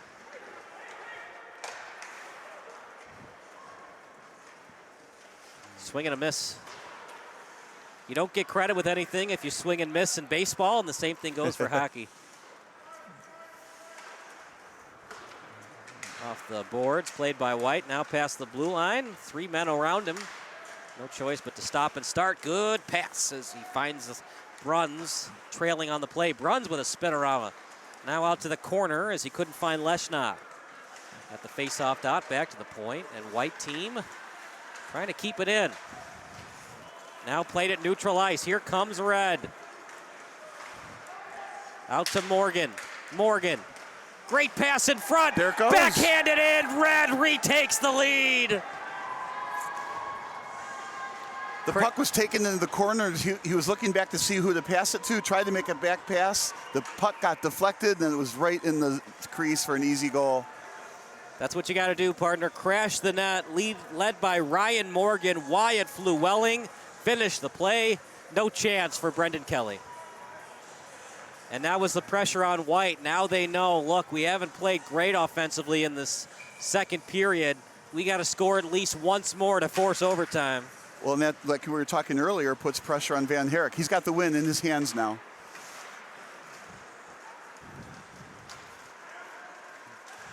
Spinorama.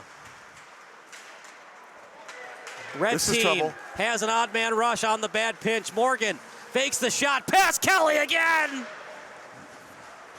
That was the epitome of trying to pass the puck into the net. He probably needed to shoot it with a little bit more snap. Kelly could get across the crease because he had some time. Yeah, I'm with you, partner. More of a crash net philosophy. That low shot right at the pad. See if his rebound control is good or not. Well, while he was shooting, that the net looked open, but Kelly closed it off very quickly.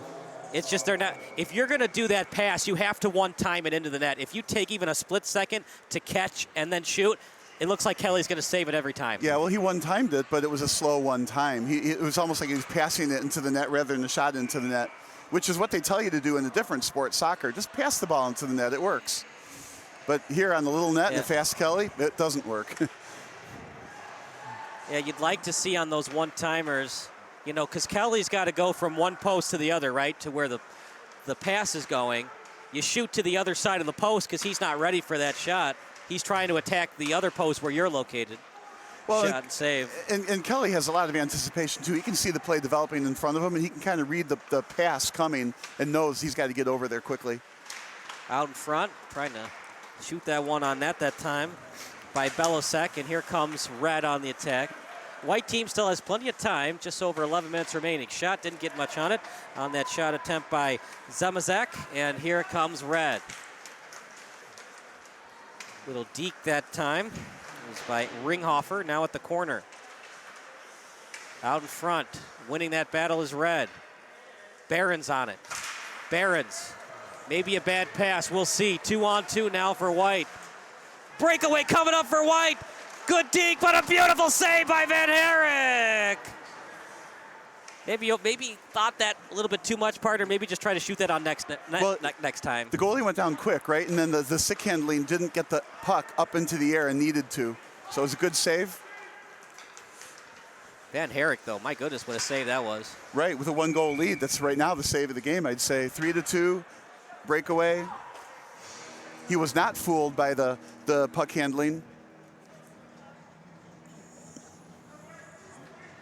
So now he's got to keep the shutout for 10 minutes and 28 seconds, but we don't really want it to be a shutout for 10 minutes and 28 seconds. We want a goal so we can see some more overtime.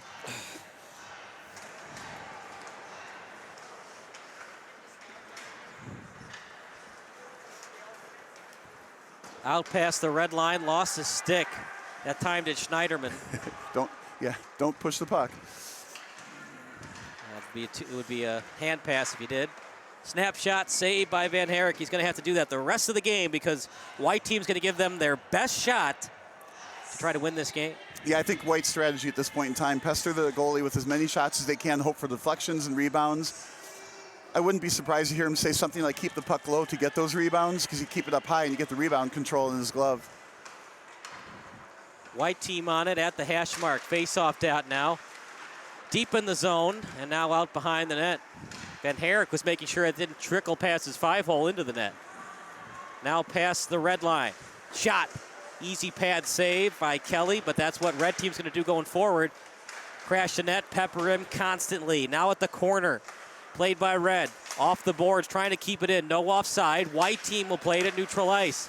Battaglia had it briefly. Puck loose. Spinorama and a beautiful one. Now Red with it. Longabaugh calls for it. Longabaugh trailing on the play. Puck loose. Battaglia backhands it out, but they can't fully get it out. Red at the faceoff dot. Funk, shot, wide. Red will try it again. No one home in the slot. And Schneiderman will keep it in. Schneiderman didn't get much elevation on it. Puck loose in the slot. Now back to the point. Schneiderman, he'll try it again. This time tries to play it off the boards. 3 white people were around it, and they're able to steal it away. Excellent pressure from Red, obviously. White couldn't clear it. A couple of interceptions trying to clear the puck. Red changes the lines, and they'll continue with the pressure as they steal the next pass. Yeah, 2-line pass attempt read well by Schneiderman. Schneiderman tied up well that time by Rindak, and now out to the neutral ice. I like how Red swarmed the puck on that one. So far, Wyatt Flew-Welling with the game-winning goal. Shot. That wasn't even close to being on net, Bob. Out behind the net. Don't have to rush it, though, partner. You got more than 8 minutes left of hockey. Out to the blue line. At the face-off dot. Good little tic-tac-toe action, but just didn't get his stick on the ice. Tried to feed it that time over to Putram. Out in front, shot, save again by Van Herrick. And they get it out. This has been pressure on one end and then pressure on the other. It's like we talked about earlier. It's the line changes. The mix of the line changes is causing one team or the other to be in the other team's zone for extended periods. Hitting the deck hard there. You'd like to see a goal scored in the next 5 minutes. Otherwise, you're going to have to pull Kelly out to the corner. At the blue line. As Red just going to play a little keep away here. Seraphin trailing on the play. Seraphin with it. Shot off the glove of Kelly. And it caroms off the boards, off the glass, in fact, to the corner. Buckholz will play it to the corner. Mish calls for the puck. Instead, it'll be a 2-on-3 rush. Past the face-off dot. Keeping the puck. Possession is crucial down the stretch for White. At the face-off dot. Spinorama, good moving of the puck right now by White. Played to the point. Now over to Alfano. Yeah, Red is packed in on defense here. Oh, with the steal at the blue line. Yeah, Cash 2-on-1. Was playing a little bit too much with it. 2-on-2 now. Shot, Kelly again! This could easily be a 5-2 game, partner. Kelly's been fantastic between the pipes. Trip, no call. That was a blatant trip, Yeah, Bob. I think that's one I might have actually called. Backing up, and he was tripped from behind while he was about ready to shoot in front of the net. That's probably one that could have been called. That would have been a killer if you're a fan of White. You would have been in the box 2 minutes and down a goal. Red team steals. Laub, shot! And that might have been blocked. Either way, it would have been a really tough goal. He was almost at the end line when he shot it. Again, Shot new by line. Morgan. Yeah, and again, new line, and Red's really pressing. Morgan, he's not the tallest player, partner, but he is just a nuisance in front of the net. Meanwhile, White still trailing by 1. Out to Laub now, as Laub will play it. Out past center ice, Morgan on the attack. Lost it. Bruns has it. Bruns lost it. Laub, beautiful move, but he couldn't finish. Shot, pass, no one home. Yeah, threw it across the crease, hoping for a deflection or a player they didn't see was going to get there. Bruns had it briefly. Laub steals it. Bruns attacks. They stay outside. Bruns with a beautiful pass. Shot saved again by Van Herrick. Loose puck briefly and then covered up well by Van Herrick. Who did a great job coming out to cut off the angle. The attack was on the right side here, and he couldn't go across because the defender was in the way. So Van Herrick knew he was safe if he cut down the angle on that shot. The only thing the offensive player could have done is go around the net for a wraparound on the other side. Out to the corner. Keeping it in well is White. Now back out to the boards. Played to the corner. This is played by Schweitzer. Trying to shoot that one in by Zamasak. Yeah, right across the crease again. Nobody there for it.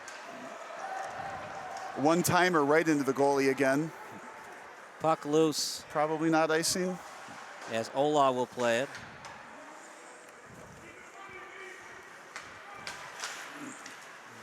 Loose puck, Ola after it, as was Tyler, and Tyler slaps it off the boards. Now going after it is Ballantyne. He's tied up and stolen away by Red. Shot! And I don't know what happened there. It should have been an easy save for Kelly, and it went past his glove. I'm just enjoying the 1-goal lead in the last period of the game. It's so fun to watch, yeah, because one team's pressing to get that goal, and the other team is trying to get a breakaway or pack it in on defense so that they can't get a shot. I mean, it's a fun all-star game, isn't it? Because the hitting is low. The penalties, well, they should have called a couple more trippings. But it's been exciting hockey. It's kind of like an old squirt game where you can't check yet, and it's been fabulous hockey to watch with low penalties. Well, yeah, it's almost like international hockey where it's less physicality.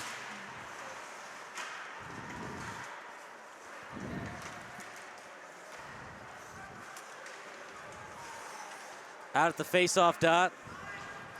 I guess we need a wider arena to call it an official game, international official game. For sure, man, for sure. Held in at the point again.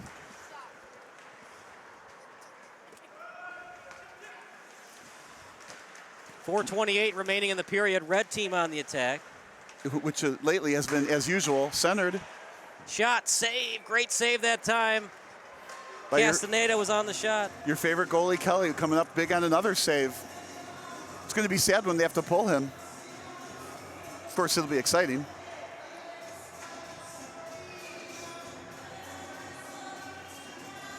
Both teams changing on the face-off. Face-off won by White. And they're going to have to win the face-offs going forward if they can to try to maintain the pressure on Red. Partially blocked. Stifer after it. And getting the puck that time is Flewelling, who has the game-winning goal.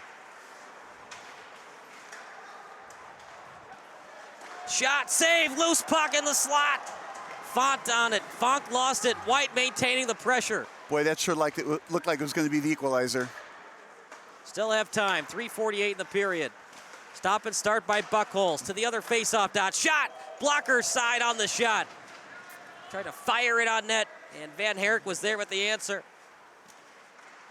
Out at the corner, White team still trailing by 1. They had a 1-0 lead. Then it was 1-1. 2-1 Red. White answered. Now it's 3-2. White has not led since it was 1-0. Looking to tie it up with under 3:30 to go. This is a long shift for Red. Yeah, you'd love to see a line change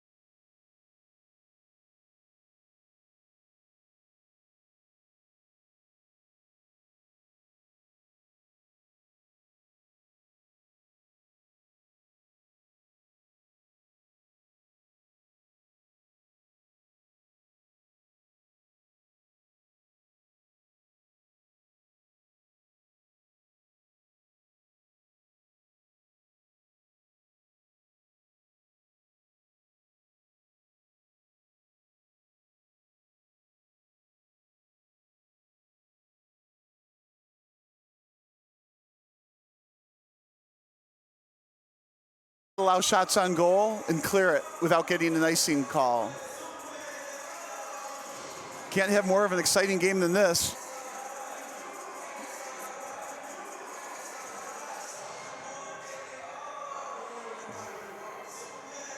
Van Herrick going back to the net.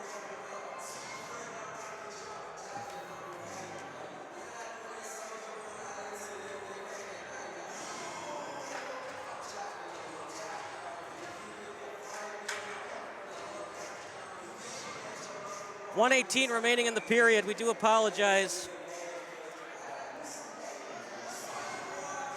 But we are back. We will upload that minute on-demand content. Well, what we can say, although it was exciting for that 1 minute, nobody scored. That's right, partner. Nobody scored, so it's like it never happened. Oh, no. So it'll be 6-on-5 hockey. Most likely will not see a penalty against Red unless it's so blatant they have to call it. And we don't want to see an empty net goal. We want to see this go down to the wire, a one-goal game, or tied. Pushing it forward, get out of the zone. White has to regroup with about 1:13 to go.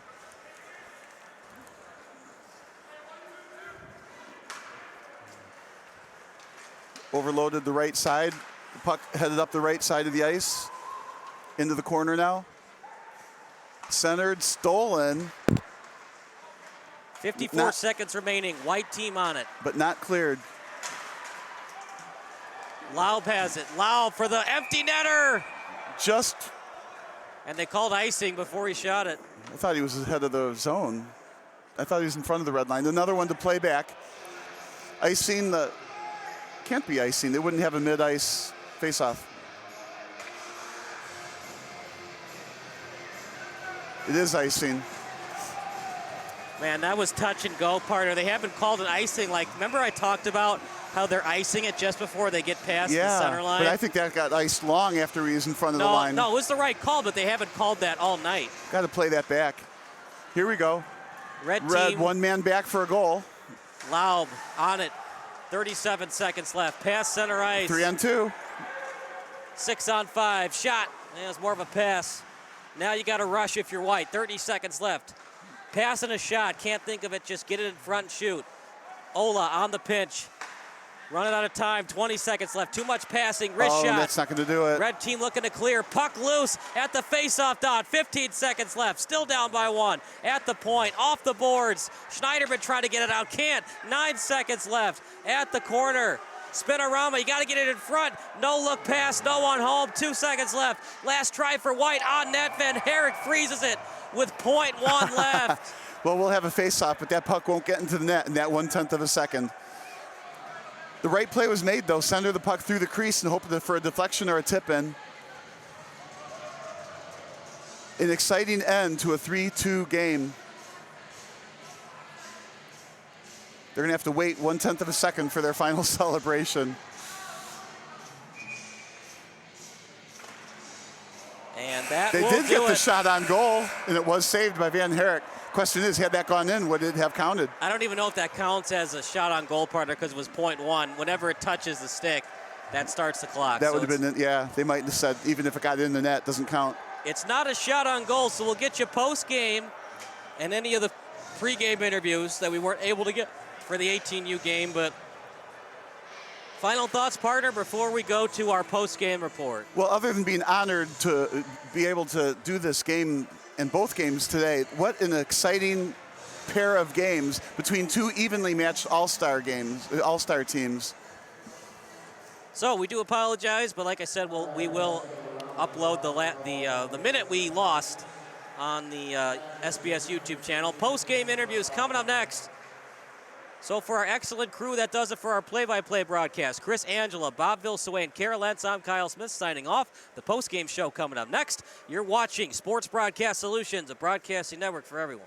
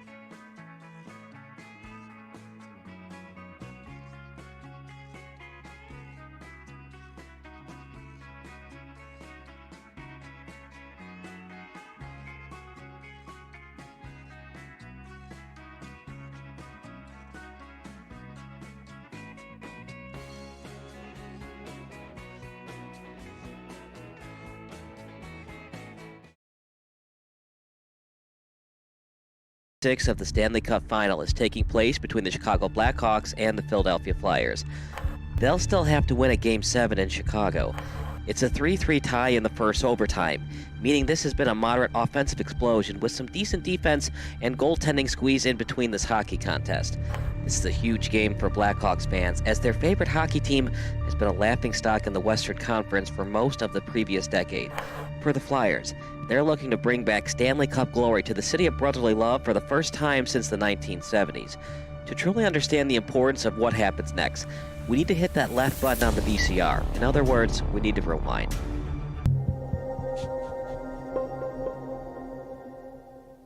The Blackhawks are an overtime goal away from cementing their legacy in NHL history.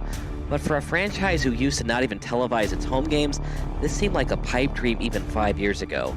Known for his severe cheapness, Blackhawks former owner Bill Wirtz decided to cancel all home broadcast agreements with network and cable television outlets in 1992.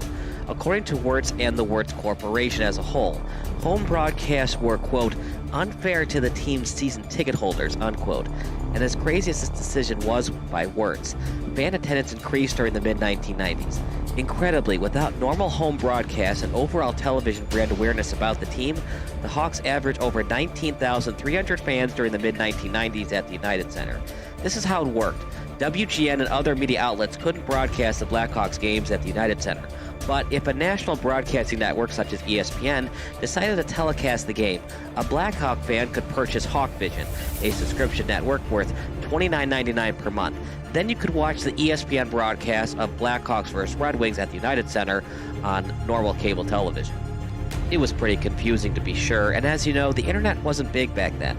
If you were a big hockey fan and wanted to know about the Blackhawks, you either had to go to the game or wait for the hockey highlight on SportsCenter. Even then, hockey coverage wasn't big on ESPN, so it was in your best interest to purchase a ticket at the UC. So the fans kept supporting the Blackhawks even though they couldn't watch their favorite team on TV. However, the product on the ice wasn't so great. As if it were a curse from the hockey gods, the Hawks kept finding different ways to choke in the playoffs. An original six team, the Hawks were at one time the second most cursed original six franchise. The New York Rangers went titleless from 1940 until 1994, and the Hawks now find themselves in the same place as the Toronto Maple Leafs. The Maple Leafs and the Hawks have not hoisted Lord Stanley's Cup since the 1960s decade. For the Hawks, it's been even worse. They haven't won it all since 1961, and before that, Chicago went 23 years without hoisting the Cup. The Maple Leafs have been a borderline disaster since 1967, but at least the Leafs were a dynasty in the 60s. The Hawks were lucky to even win the 1961 Stanley Cup. So yeah, the Hawks have pretty much been mediocre or worse since 1961. However, there were moments when the franchise seemed destined for championship glory. The worst moment for Chicago hockey fans was the 1971 Stanley Cup Final against the hated Montreal Canadiens. Without air conditioning at Old Chicago Stadium, the Hawks were the home team during Game 7 of the Finals against the Canadiens.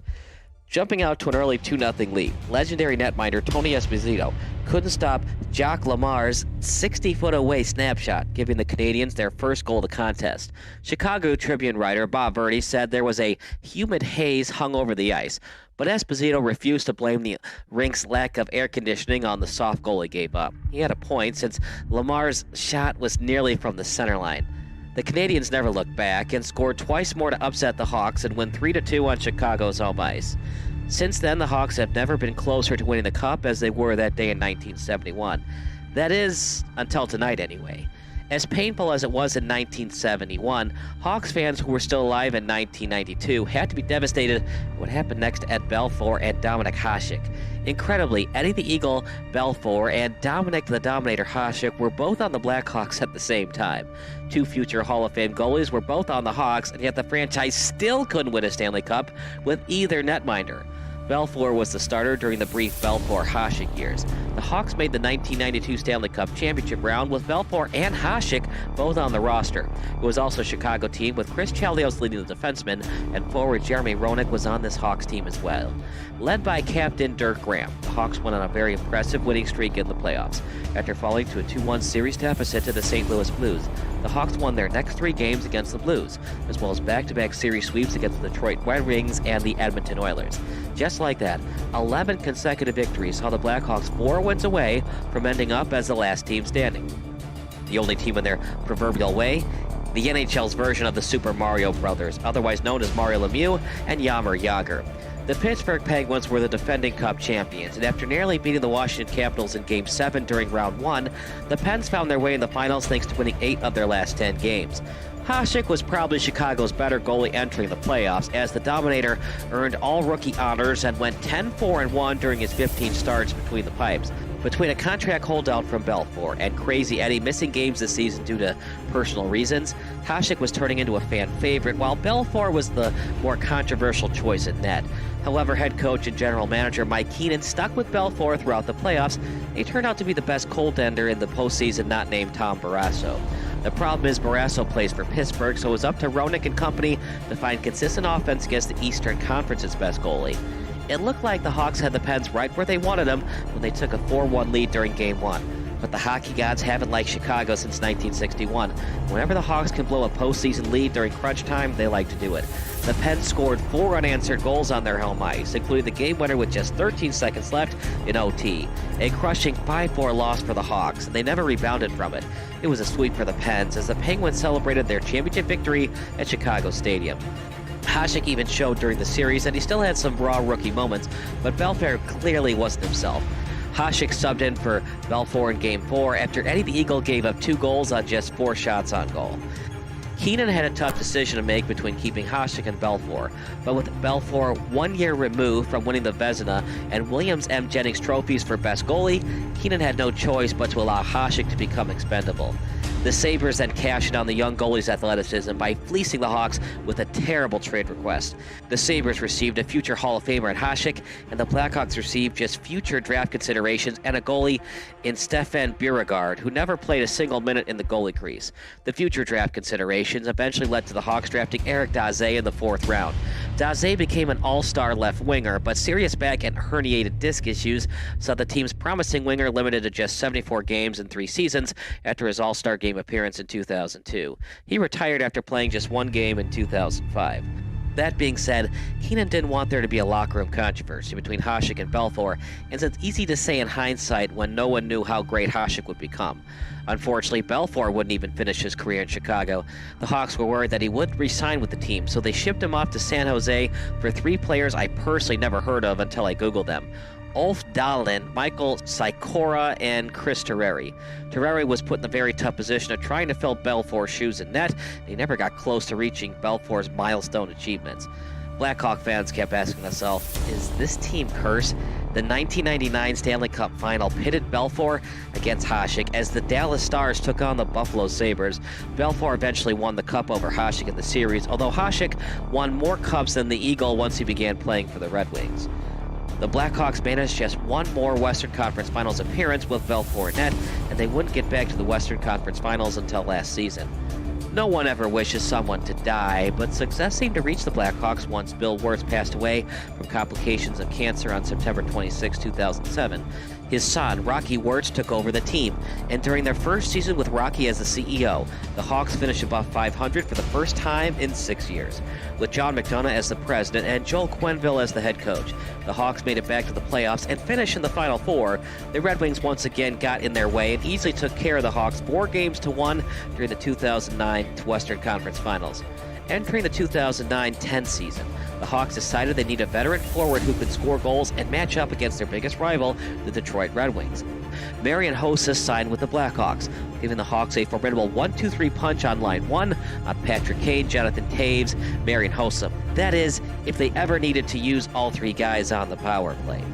The Hawks were a tough team to beat in 2010, and they finished just 1 point shy of the Western Conference leading Sharks, but the Hawks were the better team in the Western Conference Finals and swept the Sharks to make it to the Stanley Cup Final. Their opponent was an unlikely one, the Philadelphia Flyers. Entering the playoffs as a 7th seed, the Flyers had little title aspirations, but after the top-seeded Capitals were stunned in round 1 to the 8th-seeded Canadiens, there was new hope in Philly. The Flyers looked dead in the water when they trailed 3-0 in the Eastern Conference semifinals, but Simon Gagne returned for Game 4, and they definitely needed him as Gagne scored in overtime to force a Game 5. Brian Boucher was excellent as the Flyers starting goalie during Game 5, but he had to leave the game early due to knee injuries. As such, Michael Layton finished off Game 5 as the Flyers' new goalie and preserved the 4-0 shutout. Layton then got the start in Game 6 as expected, and he made the most of his opportunity by being perfect through 59 minutes until the Boston Bruins scored late. It was still a 2-1 win for the Flyers, and wouldn't you know it, the Flyers had a chance to win Game 7 and come back from an insurmountable 3-0 deficit. The Bruins actually led 3-0 in Game 7 at the TD Garden in Boston, but they simply couldn't avoid a significantly embarrassing collapse. James Van Riemsdyk, who didn't score a single goal in the playoffs prior to tonight, netted a very important goal late in the first period to give his teammates new life and ending the shutout attempt. The Flyers then scored 3 more unanswered goals to win a surprising 4-3 Game 7 over the Bruins, becoming just the 3rd team in NHL history to come back from a 3-0 series deficit. In fact, this had only been done once in any other American professional sport besides hockey. The Boston Red Sox defeated the New York Yankees 4-3 during the 2004 American League Championship Series. And now the Flyers are back in the Stanley Cup Final for the first time since 1997, looking for their first championship since 1975. The 1997 Stanley Cup Final was very interesting since it pitted the Flyers against the Red Wings, with both teams being in the Eastern Time Zone. The Flyers got swept in that series, with fans questioning if the franchise made the right decision all those years ago when they traded for former #1 overall draft pick Eric Lindros. Lindros scored just once in that series against the Red Wings, and it cost the Flyers a lot just to acquire him. They sent the Quebec Nordiques 6 players, 2 first-round picks, and $15 million in cash for only Lindros. The Nordiques eventually moved to Colorado, with the future Hall of Famer in Forsberg helping the Colorado Avalanche win 2 Stanley Cup titles. What did Lindros contribute? Just 1 goal in his lone Stanley Cup final, and his constant bad luck of suffering concussions, he suffered 4 during his career in Philly, inevitably led to him being traded to the New York Rangers. The Lindros trade was a huge gamble for the Flyers, and it cost them much-needed role players they probably could have used during their playoff runs in the late 90s and early 2000s. However, the Flyers probably wouldn't have made it to the finals without Lindros in the lineup, so there's a lot of give and take when debating if Philly should have traded for the future Hall of Famer. In a weird twist of fate, the Rangers tried to trade for Lindros, which would have included goalie Mike Richter. Richter was huge down the stretch for the Rangers during the 1994 Stanley Cup Final, which they won, so Rangers fans are probably very happy with the trade with Philly that was finalized prior to the Rangers calling up the Nordiques. But the Flyers are finally back in the Stanley Cup Final, in large part due to the Flyers getting defenseman Chris Pronger in another blockbuster deal with Anaheim. It cost Philly 2 players and 2 first-round picks. History tells us that the Flyers love sacrificing the future for winning now, but this time around, it has paid its dividends in a big way. Pronger's 14 playoffs assists have allowed the Flyers to be 1 goal away from forcing a Game 7 in Chicago, their closest to a title in 35 years. The trade for Pronger was definitely an immediate success. Layton's 3 shutouts in the Eastern Conference Finals prove that he deserves to be in the league, but is he a franchise goalie? Not so much. One of the reasons that the Blackhawks are a goal away from the title is Layton can't recreate his magic from the previous round. In fact, Boucher relieved him in Game 2 and Game 5 due to erratic play, but head coach Peter Laviolette decided to stick with Layton in this pivotal Game 6. And to be honest, the Flyers felt comfortable about tonight. Both of their wins in the series were at home, and with the Hawks being led by 2 players under the age of 25 in Kane and Taves, they don't have a lot of experience in this pressure situation. It's up to former #1 overall draft pick Patrick Kane and Captain Taves to finish off the Flyers. Otherwise, it's back to Chicago for a winner-go-home Game 7, and Blackhawk fans know all too well how that panned out back in '71. All knows all too well how this Blackhawks team has stunk over the years as he joined the team during the 2006 season. Would remind their fans of Broad Street bullies who won back-to-back cups in the 70s, or will the Blackhawks finally appease the hockey gods and give their fans a much-deserved championship? It's golden goal format, and Patrick Kane has the puck deep in the Flyers' end. Welcome to. Thanks for watching our NHL version of Rewinder. Make sure to comment below and subscribe to Sports Broadcast Solutions.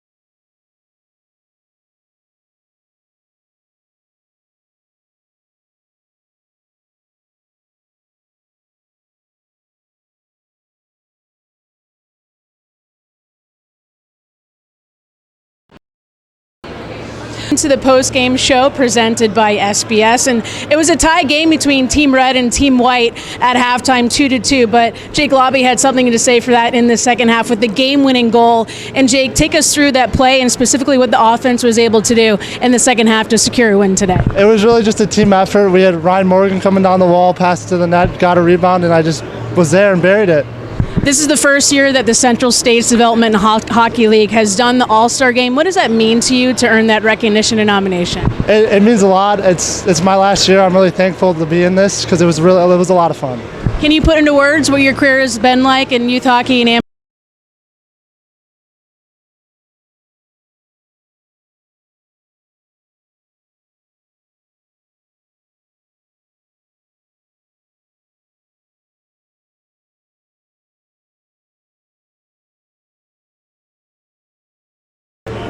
Welcome back to the post-game show brought to you by SBS, and I'm here with Devin Bruns, part of the Team White, part of the All-Star Game for the Central State Developmental Hockey League.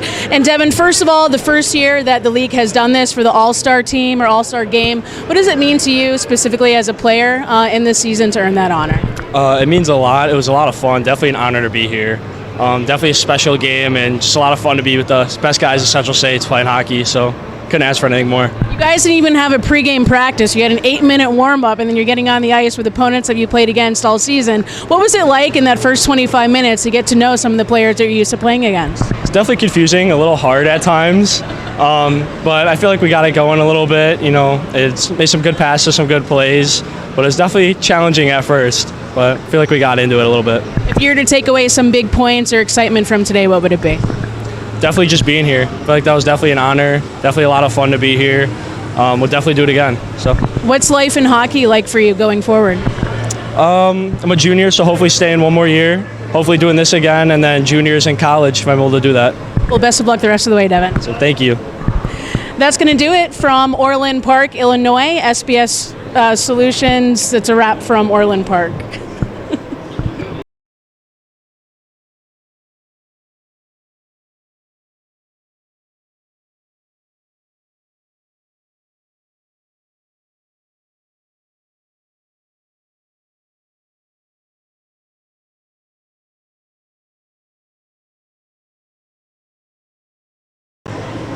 Welcome back to the post-game show brought to you by SBS, and I'm here with Kyle Arias, who didn't compete in tonight's game, but still very much a part of this All-Star game. Kyle, can you put into words what the season has been like for you during your duration of play? Yeah, I mean, it's been a great season. Got to spend it with a lot of the kids that I started with here, which was 4 years ago, so the league itself has been so good. Got a lot of competition.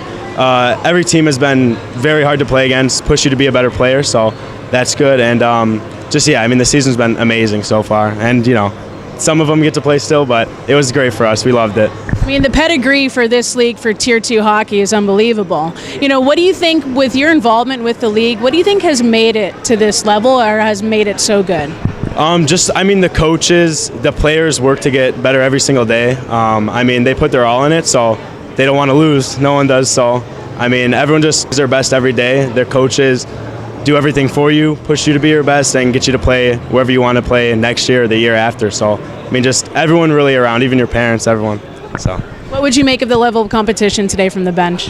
Yeah, it was awesome. I loved it. They just loved to play. It was a good game to watch. So, they loved to play, and they were working their butts off. So, give us an idea of what's in store for you after graduation. Just gonna play down in Texas for the El Paso Rhinos, so I can't wait for that. Love the coach so far, love the players, met a couple of them, so it's gonna be fun.